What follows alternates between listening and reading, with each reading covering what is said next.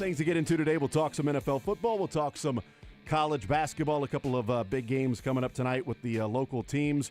Missouri heading on the road to Florida. They are 10-point dogs to the Gators. That is 8 o'clock tonight on ESPNU.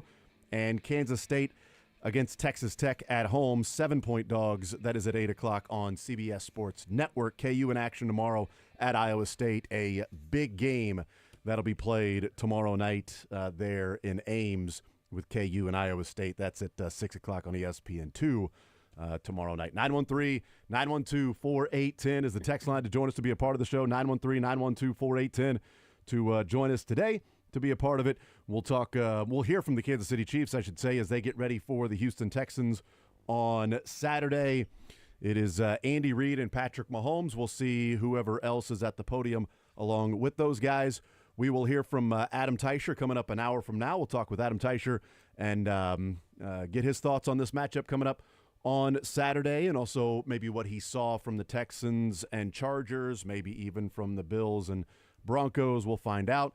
We'll get his final assessment on the left tackle spot, and we'll get his prediction as to what he thinks will happen on Saturday. We'll hear from Braden Gall coming up at 12:30 after these press conferences are over, and we'll see what he thinks about the national championship game, Ohio State and Notre Dame, and ending up with these two teams, the improbable matchup of a couple of group of five teams that scratched and clawed and scrapped their way to being able to play in a national championship with Ohio State and Notre Dame. So we'll get his thoughts on that coming up at about 12:30. And then Todd Lebo in the 1 o'clock hour, and some Fact or Fiction with Todd Lebo in the 1 o'clock hour as well. Sure. Maybe. Why not? We'll see. We'll find out. We'll all find out together. Fiction. That's right. 913-912-4810 is the text line. Text right out of the gates. Trucker Tim back in the house. Let's go Chiefs. Mizzou heading to Pennsylvania. Big fan of Tim. Big fan of Trucker Tim. On the road heading to Pennsylvania. We're at in Pennsylvania. Philadelphia, I'm guessing, because he's going to go watch that Eagles game coming up on Sunday against the Rams. He's probably just heading there. You think he's doing that, or maybe he's like going to go to McGillen's? Maybe he's going to work. Well, maybe he's going to McGillen's. He could be driving to McGillen's to watch the game, to watch the Chiefs and Texans game, to get a beer, or to do that. McGillen's, one of the oldest bars in the United States. Used to go there all the time. Great spot. I'll take your word for it. Cobblestone roads. I thought it was the bar in Always Sunny. I thought that was the oldest bar in Philadelphia. Okay, I've been to Mac's bar. I guess I'm wrong.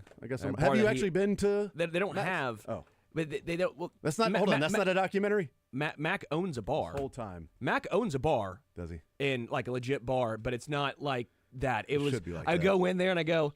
This is fancy. This feels like you're real. You're selling me like lobster bisque. That's not what I want. I want someone to go in where there's only pickled eggs. Yes. And I want Dee to yell at me. Yes, that's right. And so I can call her a bird. It's a bird. Dadgummit. That's what she says all the time. Yeah. That's I didn't change that at all. I didn't change that at all for the radio. Dadgummit, guys. Phillip Rivers. If Phillip Rivers played D. He'd say dadgummit all the time. All right, let's get into the conversation today. Certainly we'll continue talking about this Chiefs and Texans matchup. It is... I kind of want to put into perspective what we're watching right now, and I don't know that it's taking it for granted. So I'll just ask the question, like, do we take it for granted, or is there something else that's happening along the way as we get ready for another divisional round game on Saturday? Tweeted this out this morning because I wanted to go back and look, because I've probably done it at some point but forgot, so I wanted to go back again and check it out. And, next year, the year after that, or the year after that, I may end up doing it again. But from Super Bowl IV until 2017, the last year of Alex Smith, that's 48 years, almost a lifetime. 50 years is a lifetime. But 48 years of Chiefs football. They played in a divisional round game. I'll just ask you guys. Maybe you've seen the tweet, maybe you haven't. How many divisional round games did the Chiefs play in 48 years? Now, you had the 90s. You had a couple with Alex Smith. You had a Trent Green one. How many divisional round games did the Chiefs play in 48 years from 1970 to 2017? Yes, 70. So post. The next year after the Super Bowl against the Vikings. That next year. How many divisional round Just games? divisional round games. Yeah. Well, there's some bad Now, back in the years. day, if you made the playoffs, you were in the divisional round. So. Sure, yeah.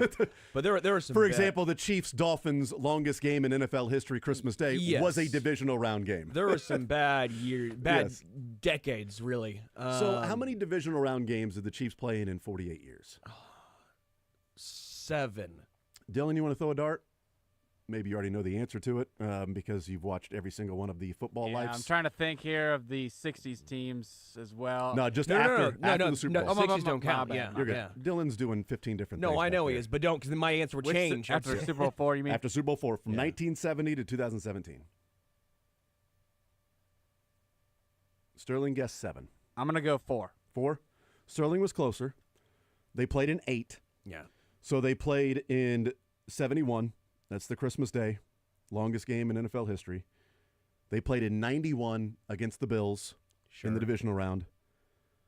93 against the Texans. Yeah. 95 Colts, 97 Broncos, 2003 Colts. Yeah. And then the back-to-back years with Alex Smith in 15 and 16, where they lost to New England and then lost to Pittsburgh without giving up a touchdown. They lose that game. Pittsburgh game. We don't need to do that. Yeah, we but don't. that was just that one hurt. And they were very close to just taking care of business in the second half and playing in a divisional round in 2017. Yeah. But that didn't happen against the Tennessee Titans. So they played in 8 games. And as you can do the math there, they are 1-7. In 48 years worth of football, 1-7 in the divisional round. This is the 7th consecutive year the Chiefs will play in the divisional round with Patrick Mahomes. And 6 of those at home. And it's not that I'm taking it for granted. That's why I've asked the question, like, do we take it for granted or is something else happening? Like, I don't know that I take it for granted because I've continued to say, these are the good old days we're living in right now. Yeah. We're living in the era that in 40 years we'll be telling our grandkids. Almost a lifetime. Yes, almost a lifetime. We'll be telling our great-grandkids, our grandkids, our kids, whatever it is. We'll be telling, my son will be explaining to his son or his grandkids about what it was like watching Patrick Mahomes growing up as a child He's and going to be being a spoiled. grandkid. He's going to be a grandpa at 49. I'm just saying later on in life. It's crazy, like Jason. well, you know what? You never know. Why not? Kentucky. It's Kentucky. No, I get it. If he had a kid at 21, Yeah. 21 years old having a kid, and then Wow. 20, and that's not that 50-year-old grandpa ain't. That is not some crazy number. Dude. Time's up. Huh? Yeah, 50 years old grandpa. Man, There's plenty of 50-year-old grandpas. I got to out catch there. you up. I'm 30. Yeah. Now me, I am not going to be a 50-year-old grandpa. I'm 30. Yes. Things would have to go wrong if I was right. Exactly right. That's exactly right. You need to start right now. Yeah. But we'll be telling grandkids and great-grandkids, and our kids now will be telling their kids about the good old days and what it was like when my dad was telling me about watching Lynn Dawson play, like Lenny the Cool. Like This is their Lynn Dawson. We're watching it right now. Yeah. And it's not that I'm taking it for granted because I enjoy it. I appreciate it. I love it. But there is an element of like, well, they're going to be playing in the divisional round. It's simply what they do. They will play in the divisional round. Sometimes they advance there after the regular season, and they don't have to worry about playing in the wild card. Sometimes they play in the wild card against Miami, against Pittsburgh. What was the Patriots? Patriots 2018? No. What was their longest streak? Because this is 7 straight years in divisional. There had to have been. I would love. It got broken in 2008. Yes, injury. With the injury, but it got broken there. But that still counts. Sure. I mean, injuries obviously play a factor because I can go and look right now just to see what their consecutive streak of divisional round games, because obviously we know there's a streak of also playing, if the Chiefs beat the Texans, of 7 consecutive AFC championship games. So when Tom Brady took over, let's see, 1, 2, 3, 4, 5 straight before the injury broke it. Okay. See, wild card, divisional, Super Bowl conference. So 1, 2, 3, 4, 5, 6, 7, 8, 9 straight. Okay. For so from 2010, they lost in the divisional round until 2018 after beating the Chiefs and winning the Super Bowl. They went to the conference championship game every year. Lost the divisional round in 10, lost the Super Bowl in 11, conference championship game back-to-back years, won the Super Bowl, lost the conference championship game, won the Super Bowl, lost the Super Bowl, won the Super Bowl. That was the run for the Patriots in that time of their dynastic era, of wrapping up their dynasty, because they haven't won a playoff game since. They played in 4 Super Bowls in 5 years. Yeah. That would be the Chiefs being able to play in 4 or 5 in 7 years. So it'd be 1, 2, 3, 4, 5. Yeah, 4 Super Bowl wins. Yeah. In that time. Well, what's crazy, and I don't want to do that, but that's what the Chiefs are. It'd be 4 out of 6 if they win this year. It'd be 4 Super Bowls in 6 years. But that's what the Chiefs, I think, are being compared to, and now I'm starting to think it's almost fairly so. That's the only one they're looking ahead at. I mean, it's the Patriots. So we're talking about, you said 7 straight divisionals. And 9 straight for the Patriots. 9 straight for the Patriots. You're talking about, 4 Super Bowls in 5 years for New England. We're talking about, hopefully, 4 and 6 for the Chiefs. So it's just crazy to think about when we look back, and let's say even like the 03 team. That's the one that I always look to. One, because I'm 30. That's the real good team. But that was probably the most. That was a team I think we all had the highest hopes for. Maybe I'm wrong, but at least in recent memory, 95 was like the but I was one. You were I was 1 year, one. right? I was 15. I was right in the middle of my falling in love and one of the first sports heartbreaks. Yeah, I was probably barely walking then. No, you weren't. No, probably. I don't know. Your mom told me you were 3 when you started walking. Okay, probably maybe 8. You just started reading last year, so that's why you're trying to catch up. Yeah, I'm reading a trying lot. to. You finally but so to me, you can't take it for granted, because if you look back to that 03 and you would have said in that time period, all we were hoping for was to make it to a Super Bowl, pretty much. Yeah. Right? Break the curse of losing at home in the divisional round and losing at home at Arrowhead, and you got to get these wins again, and here come the big bad Colts again, and it's time to exorcise that 1995 demon, which at that point was only 8 years removed. Yeah. Wow, that's a good point. Yeah.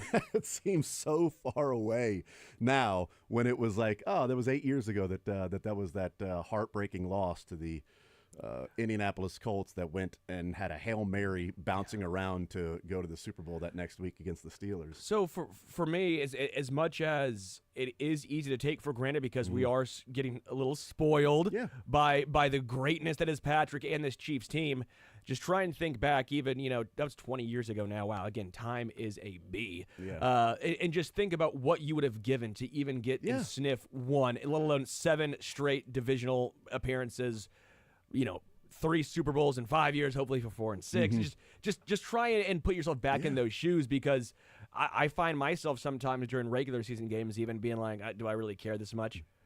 Do I really care if they win or lose? Here we this go. game? Like they're gonna win this game. It's like, wake me up in January. Yeah, they've taken a lot of the stress away, which is good and bad. But they've taken a lot of stress away because they've been so good. I don't think I take it for granted. I don't. I am appreciating everything. I'm collecting as much as I can of each and every year. Yeah. So I don't think I'm taking it for granted. There's a level of confidence. So maybe I'm taking for granted in the confidence that I have in going into a game where you just go, they're going to find a way to win. Yeah. I know this is not normal. I know this is not something that you can't have a team's expectations of saying every year it's go to the Super Bowl or bust. You can't have an expectation of winning the Super Bowl every year. That is absurd. Okay, that is dumb.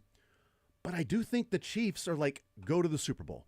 Like, winning the AFC every year, your expectation is winning the AFC. And if they go to the Super Bowl or win it this year, that would be 3 consecutive years of them either matching or exceeding unrealistic expectations. Well, because it's unrealistic to say the expectations this year are to go to the Super Bowl. And they've won 2 of them. That's exceeding or even if you say winning the Super Bowl, they've at least matched. Yeah. In the loftiest of expectations you could possibly imagine. They've matched those the last 2 years and got to what you thought they could get to or should get to or expected them to get to. Well, because in 22, it was the retool year. Last year. Retool. I'll retool you. Last year was the no wide receiver weapons year. This year, it's the worst Patrick's ever played / It's the fraud year. It's the fraud. It's the referees helping them out. It's the luck year. But it's the refs and luck. No receivers over 1,000 yards. The highest rusher was Kareem Hunt with 728. The most yards receiving for our Chiefs was 823 this year. Travis Kelce. Mm-hmm. Like, Mahomes didn't even throw for 4,000 yards. It's just they went 15-2. Yeah. But I think it also goes to show there's no perfect team. Like, I know we all want the Chiefs to play perfect. We all expect Patrick to throw for 5K and 50 touchdowns. We expect the defense to be elite. We expect Travis to go for 1,100 yards every single year. You expect Isaiah Pacheco to go for 1,200. We all had him over whatever the number was, but it was over 1,000. Chris Jones, total 12 yards, plus sacks. He had, 5 sacks this year? Yeah. So the point remains, sometimes we even expect more from this Chiefs team, even though winning in record-wise, they're 15-2 and better than they've really ever been. It blows my mind that sometimes where we've come and what we've come to expect is nearly perfection. Yet if we go back even a couple years ago, if this would have been the same team that was the retool year in 22, we'd have been thrilled with Patrick having these numbers and maybe not Kelce, but I just think there's some perspective to be brought into the conversation with even expectations as fans, how they've grown. Maybe understand that they can still win games, be great without doing the numbers that we all would like to see. Well, I think the divisional round, to me, is a little bit different than the conference championship game. Outside of that Buffalo game, and certainly Houston when we were all watching and, they had one playoff win, that Colts game the year before, and then lost to the Patriots, and it's like 2019, this is the year. Can you make it to a Super Bowl and overcome, that hurdle of whoever else, Tom Brady, Chiefs past, whatever, and falling behind 24-0, and then having that crazy run. And then, the next year, that would have been 2020 would have been Cleveland, right, in the divisional round game, because then the year after that would have been the Buffalo Bills. Then it was the Jags, last year Bills. Well, that's only 5 in a row.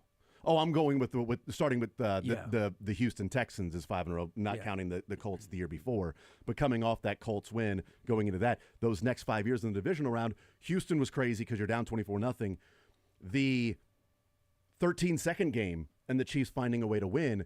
Like, there's been a level of inevitability of the Chiefs in this round to where it's not taken for granted, but there is an element of confidence bordering on like arrogance at times of that the Chiefs, based on history, based on historic precedent of this particular franchise, head coach, quarterback, other players along the way, that they will get it done in this round.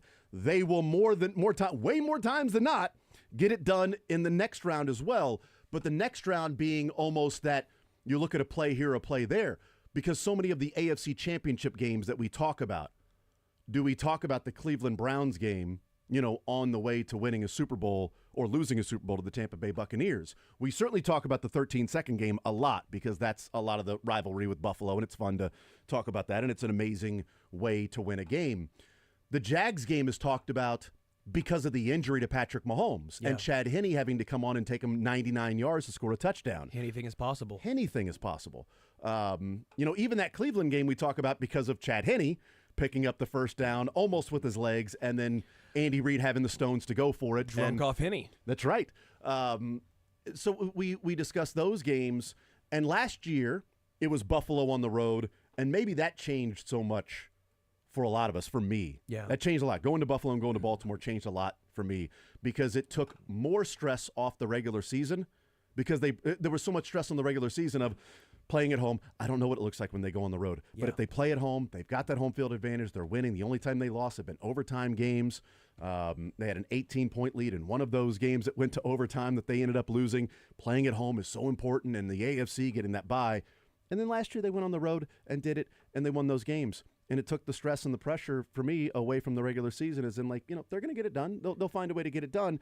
And they're here facing the Houston Texans, and maybe it's the Texans and not the Ravens or the Bills that there's a level of comfort in the divisional round that the Chiefs don't have.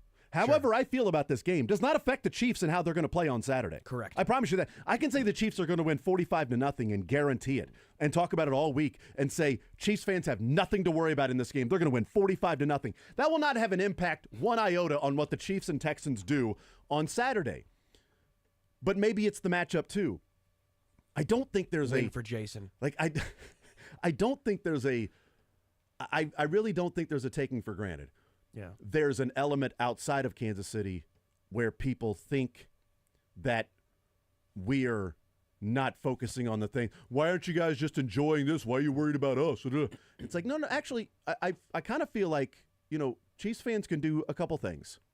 We can enjoy this run while also putting other franchises in their place of where they actually are on the hierarchy. You know me. I'm more or less. I'm more laissez-faire. I'm more like they can do what they want. I'm gonna enjoy this. Dylan's more laissez-faire. Yeah, Dylan's the most, but I don't really respond hardly at all. Every once in a while I will, but I'm more like, okay, complain all you want. It's not going to change anything. But it's like, but here's, for example, this is, just one quick interaction, but I think this kind of encapsulates a little bit of what, Chiefs fans feel right now, at least from my perspective, and some that, I've talked to, and follow on Twitter, obviously. There was a tweet that went out last week, and it was, give Joe Burrow a defense, and he's going to get rings. And so then I quote tweeted and said, well, Joe Burrow is 1-2 when teams score 20 or more points. Yeah. He's 4-0 when teams do not score 20 points in the playoffs. Patrick Mahomes 11-3 when his teams give up 20 points. He's 3-2 when they give up 30. I mean, sometimes it's the defense, sometimes great QBs overcome that. And then I had one of my followers who's a Bengals fan weigh in and go, why are you worried about the Bengals and Joe Burrow? The boogeyman's not in the playoffs. You don't have to worry about him or us. You guys should be focusing on the Texans and enjoying the ride. And my response was, I can be of two minds. Oh, I'm enjoying the ride. But for 2 years, Bengals fans tried to say Joe Burrow was better. The Bengals had passed the Chiefs.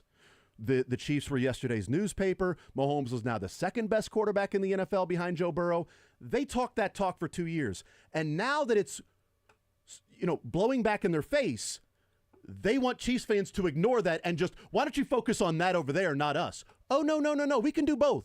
We can let you know that never, currently, or ever will Joe Burrow be better than Patrick Mahomes. That the Cincinnati Bengals never, currently, or ever will be a better franchise than the Kansas City Chiefs and the success they're having. That will never happen. So for the 2 years that we had to hear it, when Burrow's 3-0 against Patrick Mahomes, they beat you in the AFC Championship game, they're getting ready to go to Burrowhead. All of that talk leading up to that game. And what has happened since then is that the Bengals have not won a playoff game since then, and the Chiefs have won 2 Super Bowls, are now the 1 seed, and the Bengals are out of the playoffs this year, and yet Bengals fans want to act like that never happened and just ignore us and focus on that. I can do both. I can really enjoy this and also say, where you at now? Like, you're not playing. So all the talk about Joe Burrow is better, I can do both. Yeah, it's who day, more like where day. Yeah. They're not in the playoffs. Right. Where they at? But because it's easy they're not here. But it's easy for other fans. Oh, well, why don't you just enjoy it? Oh, I am. Believe me, I am. Go down to my basement. I'm collecting as much stuff as punching down on Bengals fans. He's just sitting on top of a hill, just kicking them off the hill. No, it's punching back from the high ground. From 2 years of hearing the Bengals had passed the Chiefs. No, I'm with you. And Burrow has now, played in almost as many Super Bowls as Patrick Mahomes. Burrow's gone to 1. Patrick Mahomes has gone to 2. Once Burrow wins 1, then they'll be tied. Wait till, next year. Blah, blah. Yeah. Chiefs lose to the Bengals yet again in that year in 2022. Lost to him again in the regular season. Mahomes can't beat Burrow. Doesn't matter. And so, I can be of two minds. That's just one particular example. I guess I just feel bad but I think for we people can that live in Cincinnati. And so it's hard for me because... Sorry, Jonathan, India. I'm actually not going to India, welcome to Casey. Cincinnati's actually a pretty fun city. It's pretty nice. I actually do like Cincinnati. So why are they so angry? I like Cincinnati. You actually live in a pretty good town. I enjoy going to Cincinnati and watching some Reds games and things like that. Yes, some cool stuff there. But see, look, we're nice. Now say something nice about Kansas City Bengals fans. Well, going through Reddit, I will say that there were a couple of different Reddit threads about Chiefs fans when they came to Arrowhead. And there were a lot of Bengals fans that were like, I was at that AFC Championship game that we won. Chiefs fans were awesome. Yeah. They were so gracious. Then there was a couple. I went to the one that we ended up losing. They were awesome. I mean, it sucked losing, but the experience was great. And there were so many different responses like that. Like, I've been to Arrowhead, and they've been nothing but great with me. And while I hate the franchise and the fans overall, and maybe it's Twitter and all that stuff, but anytime I've interacted with them, it's been great. Twitter. So there were a lot of that. And maybe I misrepresented the Bengals fans on Reddit and just picked and choose, but that makes it fun, on sad fans. But the overarching sort of like feeling heading into this week is that I'm appreciating the historical perspective. I'm confident because of history tells me the Chiefs are really good in this round, and Patrick Mahomes is really good in this round. He's 6-0. He throws for 302 yards per game in the divisional round. He has 16 touchdowns and no interceptions in the divisional round. He has a 116 quarterback rating. He completes 71% of his passes in the divisional round. So there is a level of arrogance or confidence or inevitability for the divisional round because it has been one in which the Chiefs win and advance, and then you get into the AFC Championship game and go one play here or there can dictate whether you can win a Super Bowl or not. I think the most fascinating aspect of the playoffs, which is never been truer, it was always been true, and Chiefs fans and a lot of other teams don't like to admit it, you have to have the quarterback. Because if you look 100%. at the teams currently left right now, all of the teams have a top 10 quarterback. You have we ranked them? We went through 1 through 4. we went through no, 1 through 4. But Patrick, CJ, Josh, Lamar, Jalen, Matt Stafford, Jared Goff, Jaden Daniels. They'd probably, if I put pen to paper and sat down, maybe we'll do the exercise tomorrow. Maybe we'll go through and rank our, top 8 or 1 through 8 of the quarterbacks remaining. Maybe we'll also go, 1 through 10 just to see who else would be in our top 10 besides those two if they all come in our top, just to see where they're at. But Sure. I agree with the point. I think the point is absolutely valid Because even if maybe we're arguing. Josh beat Bo Nix, yeah. Lamar beat Russell Wilson. Well, Russ wouldn't be in my top 10. Well, no. But I'm saying, look at the teams that won. Yeah. Matt Stafford beat Sam Darnold. True. That's a good point. Yeah. Jalen Hurts beat Jordan Love. We think that Jalen Hurts is a better quarterback, and Jaden Daniels beat Baker. I think Jaden's. I know it's tough because of he's a rookie, all that stuff, but this year at least he was the better quarterback. Yeah. So if you're going just by who had the better quarterback won. The only one you can maybe make an argument for is C.J. Stroud and Justin Herbert. Yeah, I mean, you would make an argument of, typically it's coach quarterback, who's the coach, which is why I picked the Rams last night. Coach quarterback, McVay, Matt Stafford, as opposed to, I think Kevin O'Connell's good, but against Sam Darnold. So, and I do believe there is an element of the Rams playing for L.A. And the message that Sean McVay gave to his team while they're adjusting everything and having to travel on the fly and changing things up of what it means and why you're doing this and who you're representing when you go out on the field, and what's going on. I think even though it's a playoffs, I think there's an element there of a little bit of a bigger, hardier drive that goes into that for a team that's been there, done that, Chiefs are out there playing for themselves and Chiefs Kingdom, but the Rams are playing for an entire city right now that is hurting and suffering and living through some pretty rough things right now. And let me float this possibility for you. What are we going to do if Matt Stafford is standing in between the Lions and their first ever Super Bowl? If he goes into Philly and then Detroit handles business, what a game and what a storyline for Matt Stafford and Jared Goff to face. They faced off last year, but it was in the wild card round. This is not only a rematch, but also Matt Stafford standing right in between the Detroit Lions and their first Super Bowl. And I think that's certainly a possibility because that's why you get the 1 seed, because look at the AFC, the Chiefs have the Texans, Ravens and Bills have to play each other, fight to the death. And whoever survives then has to, whether they're walking wounded or whatever it is, has to then come to Kansas City or play host to Texans. We'll see. But if we talk about chalk, then they have to go to Kansas City and beat the Chiefs team that's been to back-to-back Super Bowls and is a dynasty and has been the boogeyman. That was funny about the tweet about the boogeyman's not in the playoffs. Oh, yeah, he is. The boogeyman's absolutely in the playoffs. The Grim Reaper is in the playoffs because when it's grim, be the Grim Reaper. But in the NFC, the Lions beat the Vikings. Now the Lions get the Commanders at home. The Vikings are home and will stay there. And the Eagles, with the number 2 seed, they get one of the hottest teams in the NFL. In the Rams, and a quarterback that's been there and done that, and a coach that's been there and done that. So if we talk about quarterback-coach combo, who's got the better quarterback-coach combo between Eagles and Rams? It's the Rams. Eagles are at home. I think they probably have a better team, probably roster-wise, but The Rams are protecting the quarterback better. Kyron Williams is running the ball really well. Puka, Cooper, Higbee, we'll see about him, but and that's if fine. Love doesn't malfunction, like go full Brett Favre, like he sticks more to the Aaron Rodgers side of what Love has been, then who knows what that game Well, looks Aaron Rodgers in the playoffs also chokes, so that's I true. don't know. That's a good point. That's true as well. So we'll see if Sirianni loses at home, and the Rams go in there and win. That's not a match. Obviously, you'd love to be in the Lions situation. If the Vikings win that one, they're playing the Commanders this weekend, and the Lions may have knocked off the Rams, or we might be talking about what a historic season it was for the Lions, and now they're out because they lost to the Rams on the road. Because all of those circumstances with LA still would have been the same, whether the Lions or the Vikings won that game on Sunday night last week. So the quarterback thing is interesting about looking at the quarterbacks and who won this past weekend. And it's not something that's a surprise, but it also continues to add data and weight to that, and why we've seen why it's an absurdity of talking about Patrick Mahomes being an Andy Reid sort of system quarterback. It's the greatest marriage. Belichick and Brady was a fantastic marriage. Walsh and Montana was a fantastic marriage. Andy Reid and Patrick Mahomes, an amazing marriage of quarterback, coach, philosophy, ideology, ability, all of that.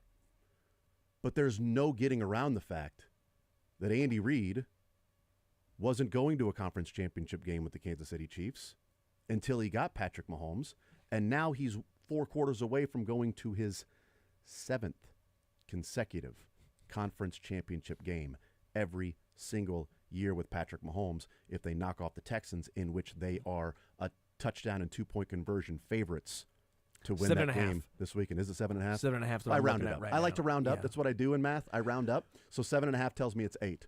So that's what I do. All right, we'll take a timeout. We'll come back. Hey, you want to talk about conspiracy theories and the Chiefs and referees? You want to have some fun with that? You want to have some fun? The Chiefs are guaranteed to win on Saturday. It is a guarantee. You took a poop in a box and marked it guaranteed. We've got extra time. We're waiting for Saturday to come along. We'll tell you about this prime guarantee as to why the Chiefs will win on Saturday next.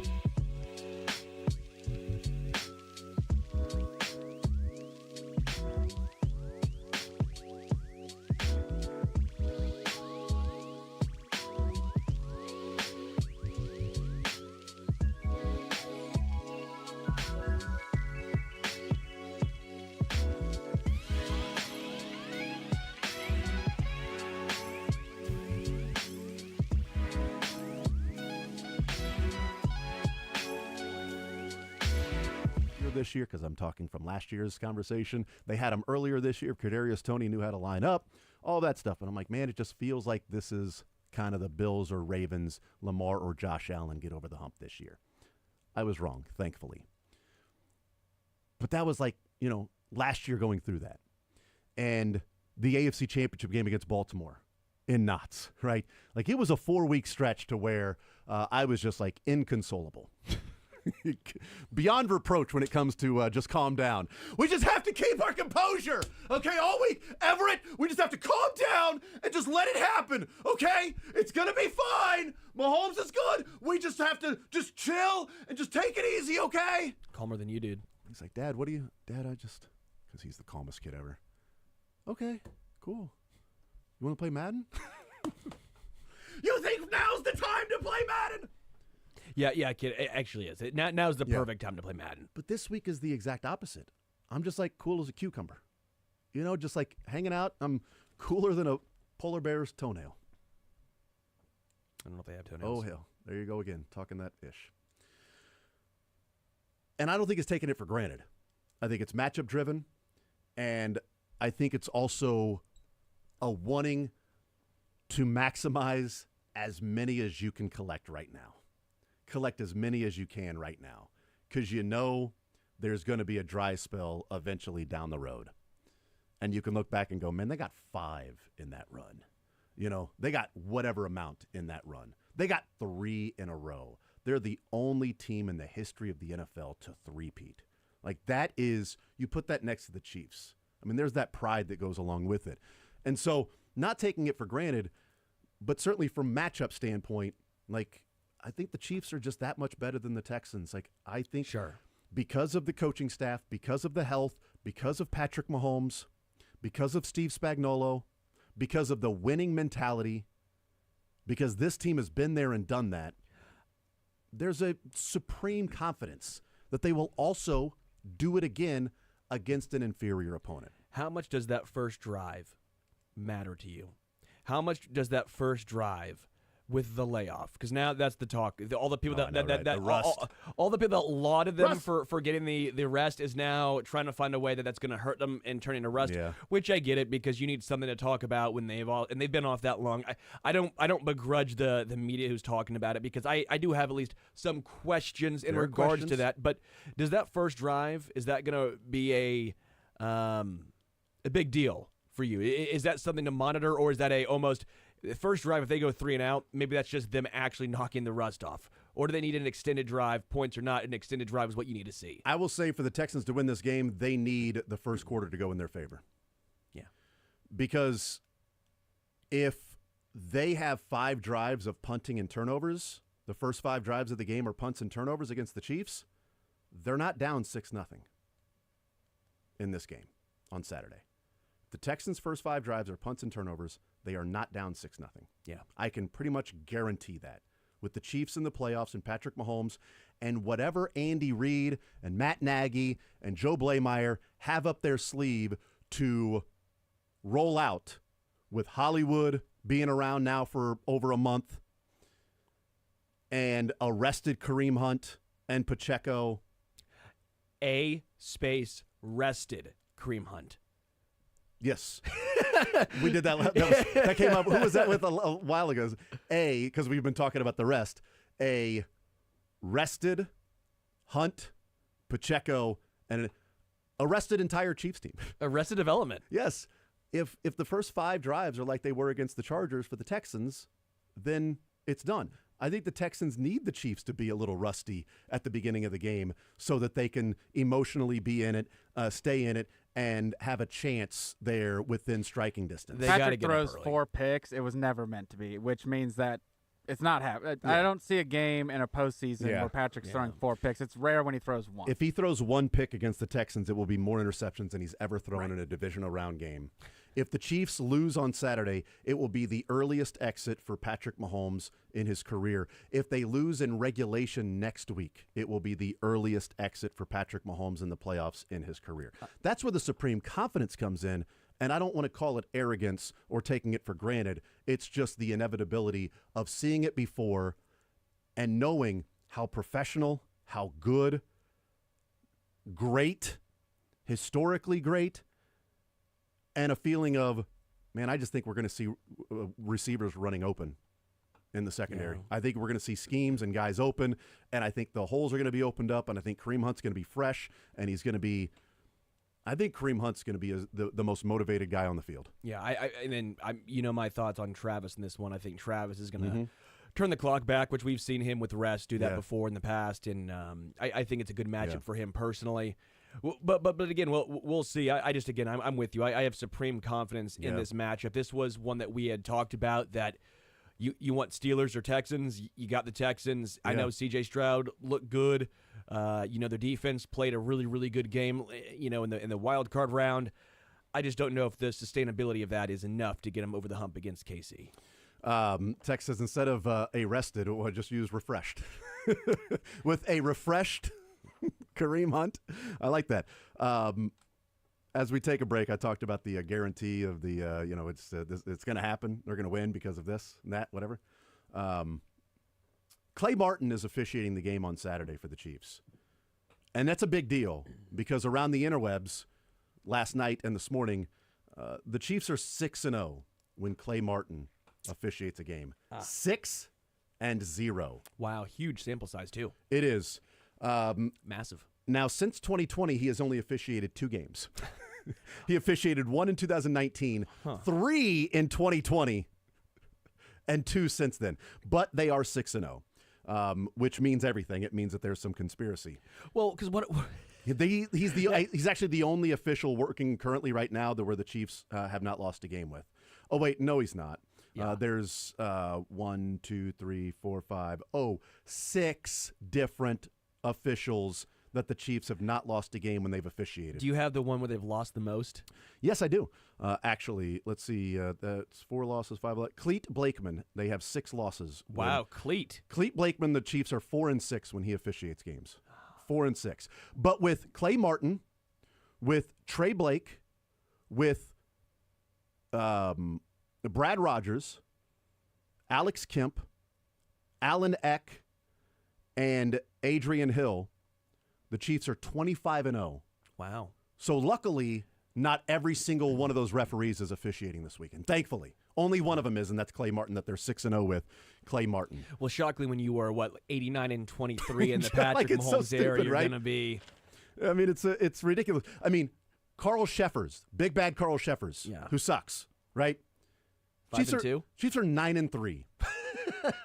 9-3 when Carl Sheffers does a game, and With one the of those Super Bowl. and one of those was the Super Bowl. Yeah. They really didn't have a chance. Outside of the Chiefs being outclassed, outmanned, and not having much of a chance because of the offensive line, they're 9-2 when Carl Sheffers does games. Who are they for? Cleet Blakeman. Cleet Blakeman. So next time Cleet Blakeman refs game. the Chiefs game, I'm going against the Chiefs. Yeah, Brad Allen, they're 4-4. Wow, Brad. 4-4 with Brad. Allen. Brad Allen and Cleet Blakeman, they are combined 9-10 with those guys. Man. 10 of those losses in the entire Mahomes Like era. half of the Chiefs' losses. Come from Brad Allen and Cleet Blakeman. Obviously, they are on the take for the other team. That's the only way we can assess this. I also looked at the conspiracy theory for this week and that nobody's talking about it. And if I was Baltimore, I'd be pissed. We'll tell you about that next.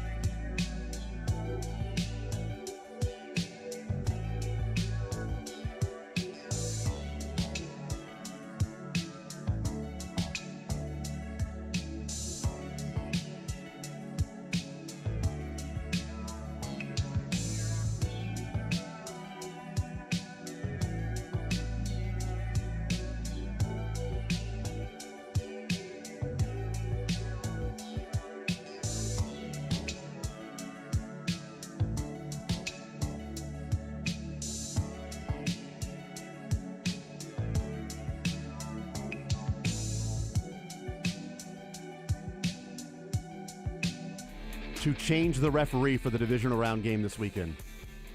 Carl Sheffers is officiating the Buffalo Bills and the Baltimore Ravens game. Carl Sheffers, when Lamar Jackson plays, because he's been injured, when Lamar Jackson plays in a game and Carl Sheffers officiates the Ravens game, Ravens are 4-3. When Josh Allen plays in a game for the Buffalo Bills and Carl Sheffers officiates the game, the Bills are 8-2. Uh-oh. Also, the official that apologized to Josh Allen for not getting the call right walked over to the sideline to apologize to him.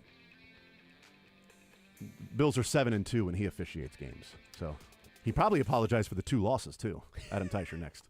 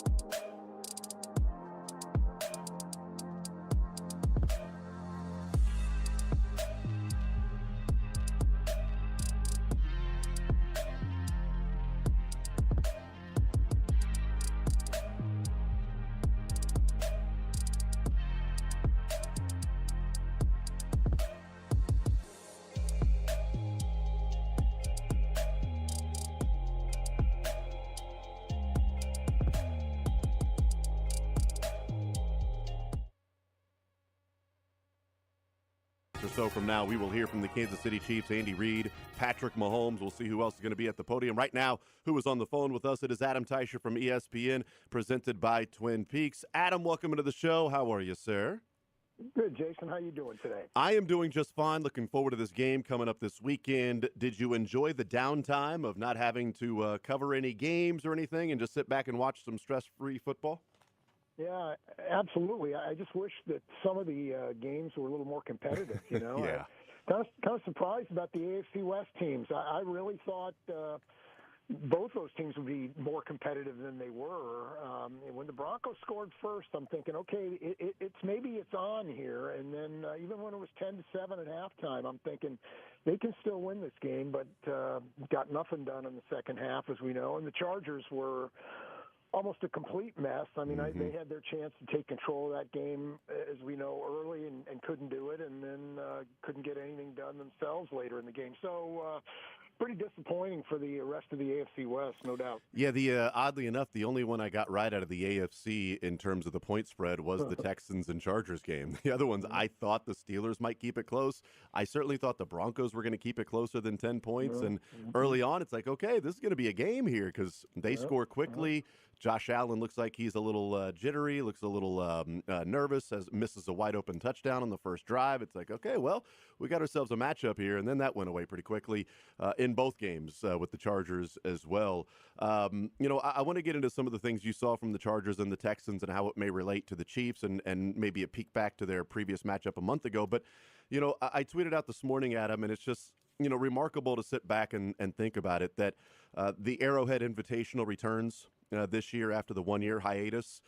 They had, 5 straight years of home playoff divisional games, and then they took the one-year trip to Buffalo last year, and now they get their next game in the divisional round at home this weekend. But the previous 48 years before Patrick Mahomes, sort of the pre-Patrick and current / eventually post-Patrick Mahomes era of Kansas City Chiefs football, from Super Bowl IV, after they won Super Bowl IV until Alex Smith's last year starting, over those 48 years, the Chiefs went to the divisional round 8 times in their entire franchise history, and they are 7 for 7 with Patrick Mahomes playing in this round. It's certainly from me, I will fully admit it is taken for granted of them playing in the divisional round. It's just simply, they're going to play. Who are they playing in the divisional round?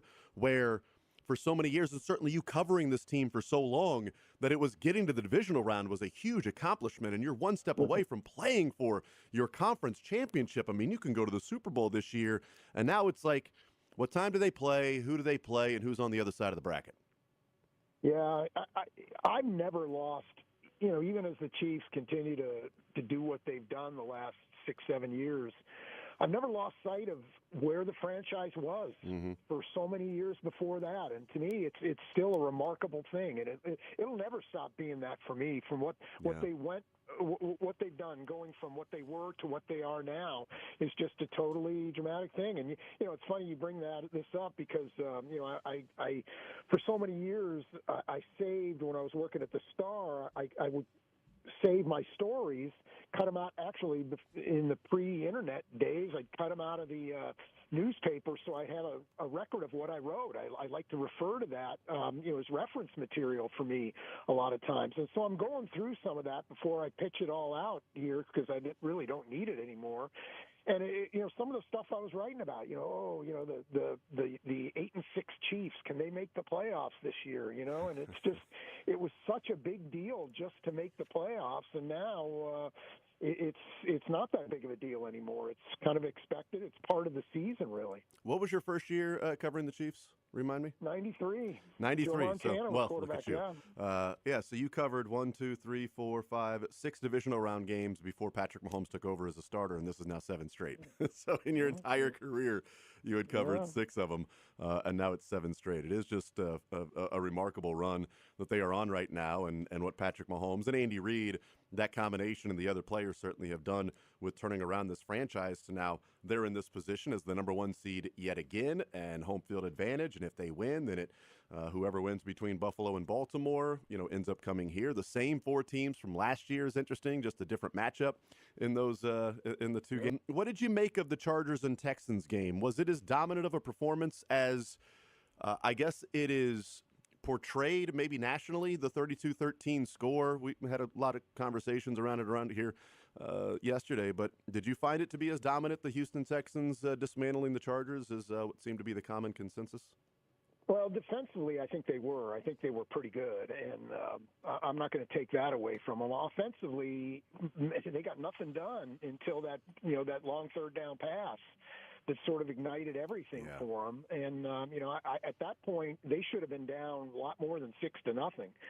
So, I really thought that, that game would have been a whole lot different had the Chargers taken advantage of some things that they had going for them. There was Houston turned it over, 3 times in the first half, right? Or a couple times at least. And so I thought that maybe the Chargers were going to get some things done and put that game away, and they had their chances to do that and didn't take advantage, and that's the kind of thing that happens.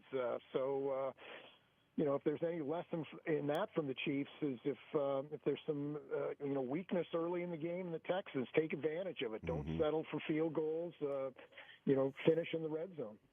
Yeah, watching that game, the Chargers come out and they get 2 field goals, and we kind of discussed it yesterday. It's a what if, right? It's if this happens, if that happens. It didn't, so they lose the game. But how different the game script and the game flow would have gone if 3rd down and 1, the Texans don't make the play. They did make the play, but if 3rd down and 1, they don't make the play on J.K. Dobbins and force a field goal.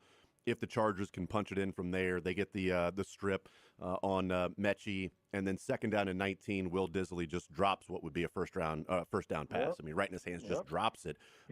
If they were to get 6 from that one, then 14-0 changes the entire complexion of the game, and we might be talking about Chiefs and Chargers right now. But credit the Houston defense that they buckled down inside the red zone and played really good red zone defense. But to your point, this is a one and done. This is you get one chance at this, and if you let those opportunities, get by, and you're up 6-0 instead of maybe 14-0, you might be looking back entire offseason and going, "What could have been?"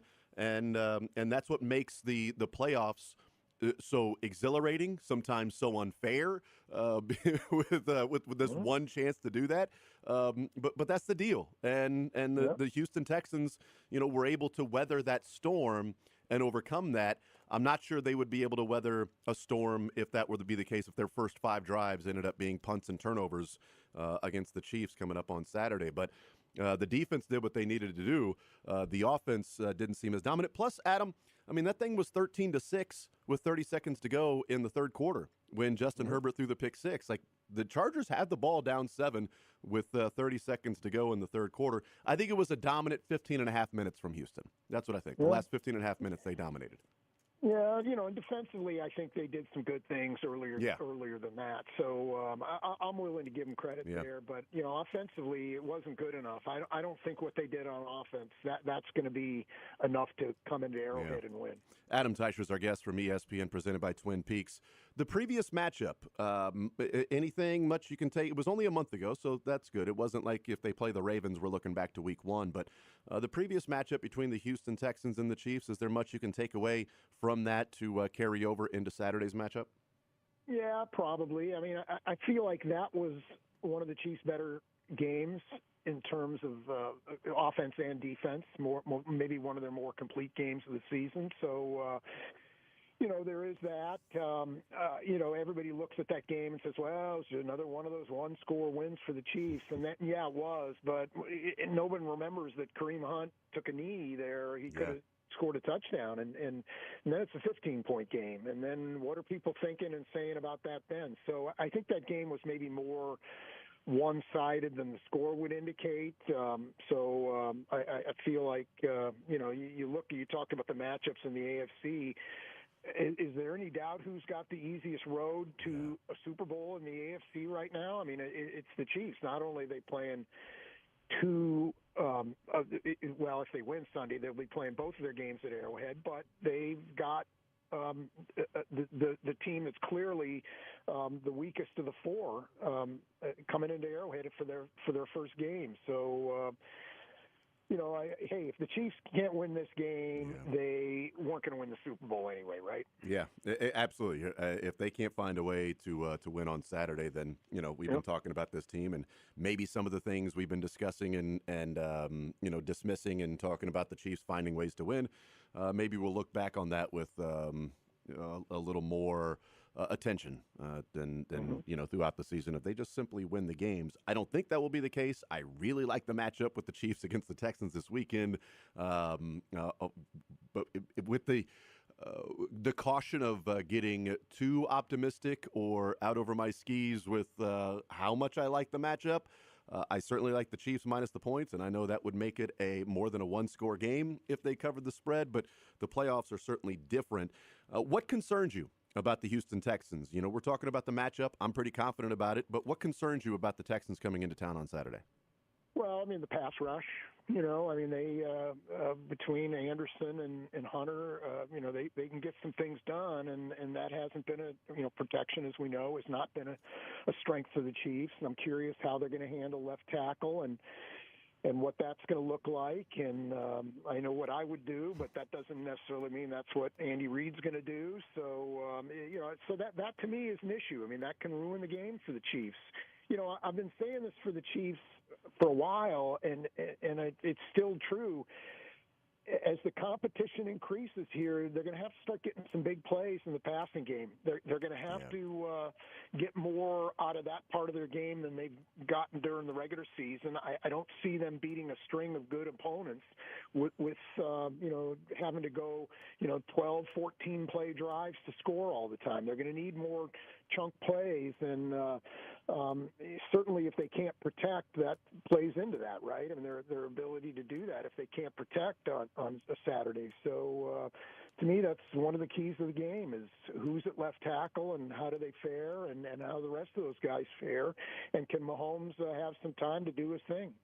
Yeah, I think I know the answer to this because we've talked about it before, but going on record before Saturday, what would your left side of the offensive line look like?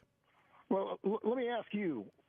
To me, it comes down to this, and I'd like to know what you have to say about this. To me, it comes down to who you trust more right now. Mm-hmm. Do you trust Joe Thuney more? Do you trust DJ Humphries more? Do you trust somebody else? Wanya Morris? Who would you trust more? And is it a close decision? I trust Joe Thuney, and I'm not even worrying about the decision. It's pretty easy for me that it's Joe Thuney at left tackle, Caliendo at left guard, and I keep it moving. Yeah, and I'm with you on that. And I think, to me, it's an easy decision as well. Maybe for the longer term, DJ Humphrey would be a better choice. If they're going to get to the Super Bowl and beat a string of good teams, they maybe need DJ Humphreys out there. But not right now. They can't worry about next week now. They've got to win this game. And so unless he's been able to, get some good work done in practice, he meaning Humphreys, unless he's been able to get some good work done in practice and his can be more consistent than he was against the Broncos, then I just think there's no decision to be made here. There's three things that I look at as to why I land on Joe Thuney as the left tackle, and it's sort of going in talking about the commentary around this as to DJ Humphries versus Joe Thuney. Those that want DJ Humphries say, look, the offensive line overall can be a better unit. Like if DJ Humphries can play to the level that Joe Thuney's playing, and you get all-pro left guard.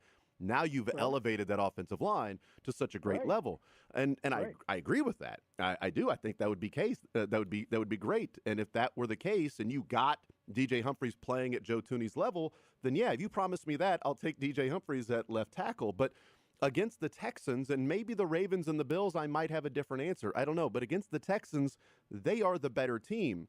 If they were the inferior team and the underdog, I would say, you know what, the best chance they have is for DJ Humphries to look like Joe Thuney and Joe Thuney to be an all-pro at left guard. And if they just have okay play at left tackle and bad play at left guard, they can't win. They've got to go with the left tackle because they're the inferior team, and you got to try to meet your max, the best version of yourself as a team. You've got to get there. That's the Houston Texans right now, not the Kansas City Chiefs. So that's the first one. Second, it certainly looks like Patrick Mahomes is more comfortable in the pocket with Joe Thuney as the left tackle. And third, when I hear the commentary of, well, if you start with Joe Thuney and he struggles, you can't, going to DJ Humphries, isn't something you've done. You can always fall back and go to DJ Humphries if things aren't going well with Joe Thuney. And my rebuttal to that, Adam, is, okay, you're in the playoffs. Do you really want to chance it? That what would be so bad to where you would have to say, all right, DJ, we got to take you out. We got to go to Joe Thuney. Is that a sack, strip, fumble? Is it a sack that takes you at a field goal range? Is it what would be an open receiver for a touchdown, but Patrick Mahomes gets hit and now it's a turnover and you're giving away possessions? Well, now we've got to go to Joe Thuney. Well, what's happened in that time? Are you leading? Are you trailing? Because I don't want to imagine a game in which they feel like they have to then make that move mid-game to go to Joe Thuney at left tackle because it's been that bad. I would rather have to do it the other way than I'd rather go from Thuney to Humphries than the other way around. I don't think the Chiefs can ignore or should ignore this fact. I think we can probably agree that two of their better offensive games of the year were their last two with Joe Thuney at left tackle, and that was the games against Houston and the game against Pittsburgh. And was it solely because Thuney was at left tackle? No, I don't think so. But I don't think you could ignore that's more than just coincidence, I think. The scenarios you described with Humphrey, I mean, any one of those plays can get you beat and send you home for this year, So I just don't know how you trust that right now. I really don't. And I would really be surprised if they made that decision. They're going to have to see something in practice over the course of the last few days to have made that decision. If this was coming off the Buffalo game and they're getting ready for Carolina and Vegas the next couple of weeks, at that point, I'd be like, all right, let's see it. Let put DJ Humphries at left tackle. You've got some wiggle room. You've got some margin for error against these teams, even though, we know what happened in those games with a field goal to win it and then a fumble at the end of the game with the Raiders. But that was before they played those games. My opinion would be, if the best version of yourself is DJ Humphries at left tackle and Joe Thuney at left guard, then put him in there and see if you can get DJ Humphries up to speed for the playoffs. Well, we're here. It's the playoff time now. And to me, it's less about who the Chiefs are playing. I mean, even if this was, you take everybody seriously. If you don't think you can beat Carolina or the Raiders with DJ Humphries at left tackle, you don't do it. But to me, yes, it's a ramp-up thing. I mean, if this was a game the Chiefs could afford to lose, I mean, if it wasn't a must-win and it was about the bigger picture, hey, we just need to get him ready for the playoffs, absolutely you play him. Then I think it's an easy decision. But this is, as we know, is a one-and-done, and they can't really afford to be doing that. Visiting with Adam Teicher from ESPN, presented by Twin Peaks. What do you think of the running back rotation and what we may see with a fresh Kareem Hunt, a fresher Isaiah Pacheco? Hopefully those ribs are okay, and he's out there looking like Isaiah Pacheco. Kareem Hunt looked really good against the Texans when he played. It looked like he was the better running back, seeing the holes and playing a little more physical. J.K. Dobbins early in the game against the Texans was effective, and it was like, sort of reminded me of Kareem Hunt. How do you think the running back rotation will play out on Saturday against the Texans? Yeah, my sense is it'll play out like we saw it since Pacheco came back. But I agree. I think the Chiefs are a better team with Kareem Hunt in the game. I think his what they need from their running back, his skill set is more suited to what they need right now. So I would play Kareem Hunt a little bit more than Pacheco. But certainly there's a role for both of them. But my sense is it's going to be much that we've seen before, and maybe any one individual game, one guy might get a little bit more work than the other. But over the longer term, it might be pretty close to a 50-50 split. Visiting with Adam Teicher from ESPN, our guest. We get ready for the Texans on Saturday. All right, Adam, what do you think happens in the matchup on Saturday between the Chiefs and the Texans? Yeah, well, this is a hard game for me to picture the Chiefs losing. I mean, they haven't gotten to where they are by losing games like this. I think they're the better team. And I think the things we saw from them offensively over the last two games, of course, not counting the Broncos game when they sat everybody, I think those things count. I think that's some momentum, and so I think they'll get some things done. I don't know if they'll cover whatever it is, 7.5, 8 points. Maybe they will, but I'll take the Chiefs maybe 23-17, something in that range. Yeah, that sounds about right where they may end up. Adam Teicher from ESPN, presented by Twin Peaks. Adam, as always, appreciate the time, sir. I know you got to get there to the press conference. We'll let you go, and we will talk next week. Appreciate it. All right, good stuff, Jason. We'll talk to you then.